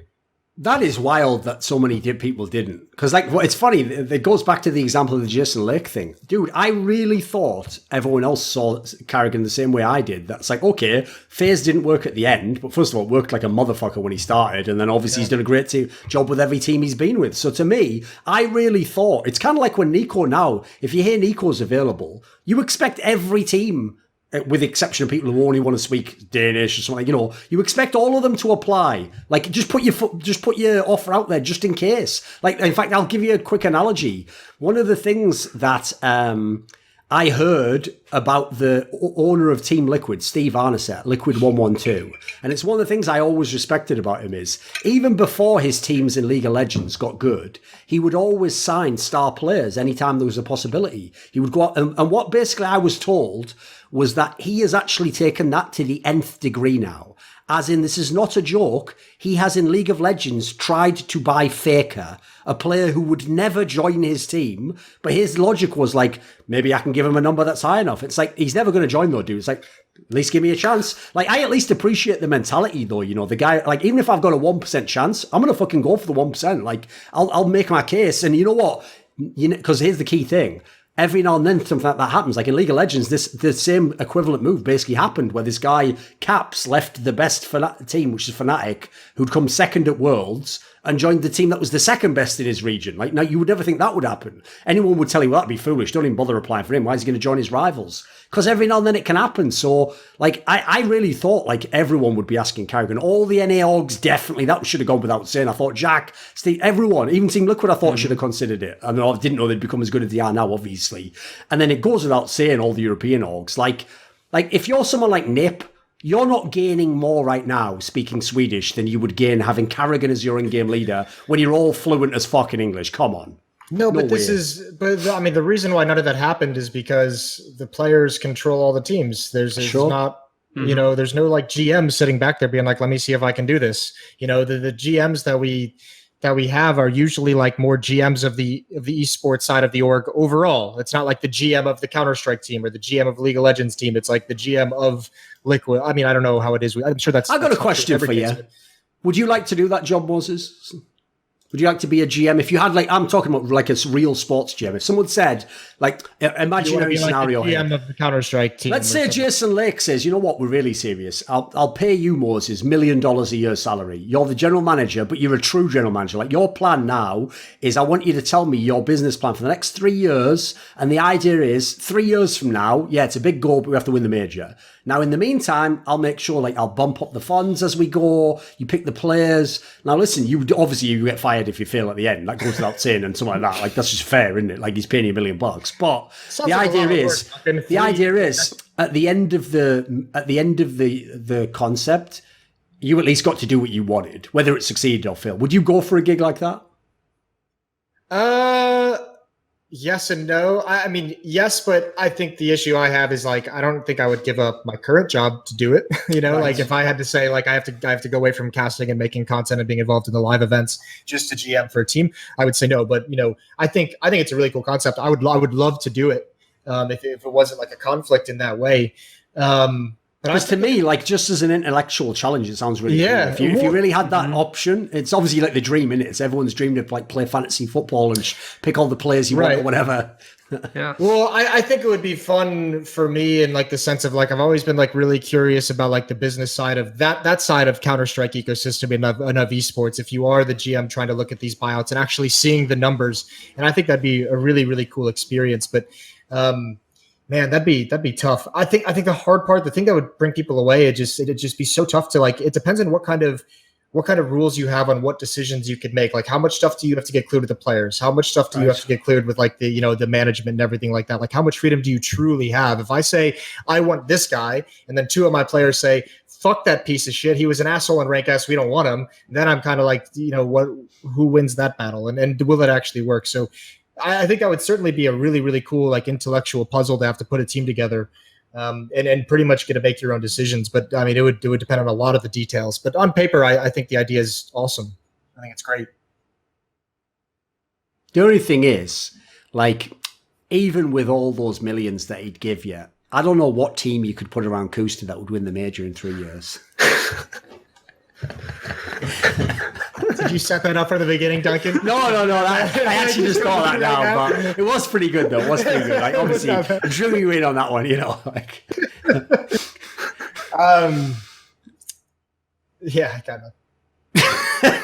No, the thing is, though, like, I actually do think that, like, unfortunately, I have the same answer as you, Moses, because this is actually the tragedy of our esports careers, is, right, basically, this is not an exaggeration. People have come to me, Moses, other people like this, and we've had awesome offers. Be the coach of this famous team. Join my org and help me fix it, set things right. Come and be exclusive content person, that's it, whatever it might be, right? They all sound, here's the thing, in isolation, they're all brilliant offers, and you have to even think about them like, I've got to at least think about it, right? It's like a real offer. But the problem is, they all come as it's a catch-22. The reason we're getting these offers is because our profile is huge and people hear us talk about the game all the time. But the only reason that we're in the position to get the offers is because we have a brilliant job where we have high profile in front of the camera all the time and have all the money we need. So unfortunately, that's why I made it extreme. Wait. Not everyone has all the money that they could possibly need or want. In theory. So, but the point is, that's why I made it extreme. Like, you'd get $1 million a year, something where it'd be like you'd be able to quit everything. Because the problem is, at the moment, it's the same reason there's not many coaches to this day that are very good. The people who are the most suited to be a coach are doing a different job, and they have way better job security, and they enjoy the job more, and they maybe even get paid more. So unfortunately, at the moment, there's not enough reasons to be a coach. Similarly, there's not enough reasons to come from one of these teams. Like one of the things I already think to myself is, the last thing you want to do is get brought on like that and then have some big split with the fucking star player, and then the org sides with the star player and you're out 3 months later. Because what always tilts me is, if you ever look at sports teams, I always feel so bad for coaches and GMs who get fired way too early. It's like, you never even give the guy a chance. Like, he was halfway through doing his plan and you fired him. Like, what if the last part of the plan was the part where it all came together? What if it was like some big thing because obviously, not every move's like the blockbuster trade. Some of them you build into, don't you? In this hypothetical, you'd obviously have to have like a clause that is like, you are going to be there for at least 2 years. Like, you have 2 years as a GM or something. Yeah, especially in esports, the moment is just like, the players are the draw, the moneymaker and everything. So yeah, I mean, that's true in traditional sports as well. You obviously can see how much star basketball players have control over who coaches that team, which has got to be a weird fucking feeling if you're a coach. But yeah, I think it's sick. I think I hope we get there one day. I think the hardest part about that job, especially if it was me doing it, is as soon as you take that job, you have to have an intimate relationship with like the semi-pro and amateur levels of Counter-Strike, and you have to watch some shitty fucking Counter-Strike to find out who like the diamond in the rough is, right? I mean, you want to talk about how underdeveloped coaching and GM is. Scouting, like it's almost non-existent. Yeah, you could just hire Daps to do it for you. Or you could just hire Daps, but I don't even think I think that'd probably be a conflict of interest with him at Cloud9 at this point. But yeah, it'd be so difficult to kind of have to start sifting through all the different semi-pro players who could have the ability. I think most of the community fails to realize how many people play Counter-Strike at a semi-pro or like casual level that probably have the skills to be a very good professional player if they're put into the right situation. And those are the players you have to find as a GM. And it's really, really difficult. I guarantee there's probably a decent amount of people who listen to this podcast who would probably be excellent professional players if they had the proper scenario, if they, applied themselves and got a little bit lucky with which teams they joined and which teammates they played with who were dedicated. But Moses pandering to the crowd, of course, there. Yeah. I believe a lot of you out there could probably be top pros, if you got your right chance, and if those fucking teammates didn't let you down in matchmaking that keeps you down there in DMG, you know what I'm saying, right, guys? Wink, wink. And so anyway, that's why I'll be launching my own new guide system, the Moses system, MOSES, more official. I would have to make up some acronym. Yeah, we would have to do the Moses. Yeah, that'd be great. We'll find that out for the next. But I mean, I think a lot of it just comes down to, like, I don't know if I would have the patience, especially if I was still casting, to like watch all these fucking demos of low tier players. Like maybe if I was, I don't know. That'd be such a, that's one of those jobs where it's like 1,000 hours of busy work watching all these demos and watching all these players for maybe payoff. And I'll tell you, tough to get over. That would actually be the biggest downside. Like in this scenario, we're giving you a good salary, great job. Obviously, if you succeed, it'll be legendary. But I will say this, the one aspect of those jobs, it's the same with coach, which is why nobody should ever want to do these jobs who thinks it's an easy life. It's the hardest life. Like the people who are the best GMs in sports, like they work like, those out, when you hear stories about like the richest CEOs who, even though all the plebs are hating on him, like, oh, look how much he gets paid. It's like, mate, he works like fucking 200 hours a week or something. Like, like these guys go above and beyond because the idea is they're at the absolute cutting edge, pushing themselves till they're redlining like a month. Those guys who are coaches and stuff are like that. They're just killing themselves trying to win. You'd have to be like Doctor Strange, right? Because you're thinking of all the different futures that can branch off of each decision you make, and there's just no moment of the day where your brain just gets to fucking rest, and then you just burn out. That's what I would imagine it would be like, to be honest with you. Stuchiu, do you have a final comment on this? We'll probably end the podcast on this. So do you have any final thoughts on this? Yeah, basically, if you're looking at any region, you can't look at the GMs because they obviously don't exist. You have to look at the players and their historical choices of who they pick up to see whether they can survive or not. That's how I'd say it.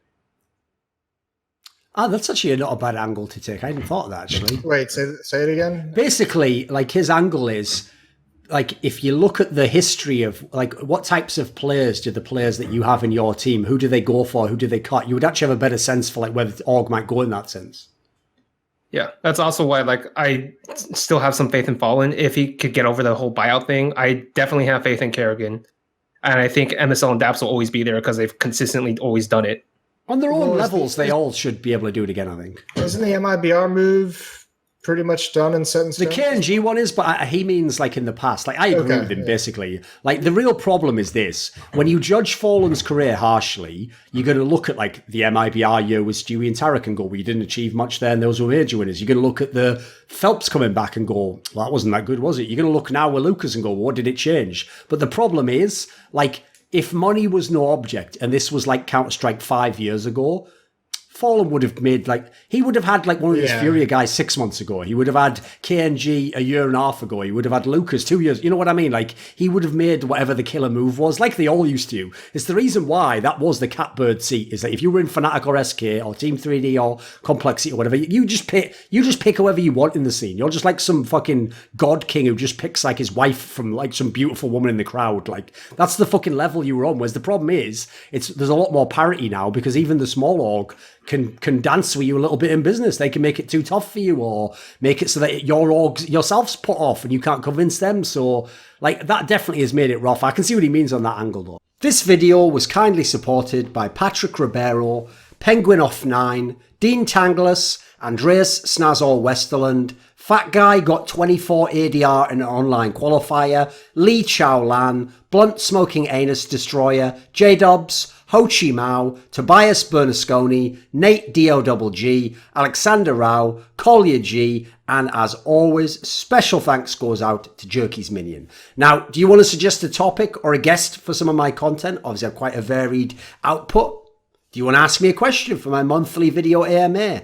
Maybe you want teasers, see who the guests are on my next shows. Do you want to take part in a donator discussion with me about esports? Well, if so, put your money where your mouth is. Join the Scrilluminati today. In the description box below, there's a Patreon link.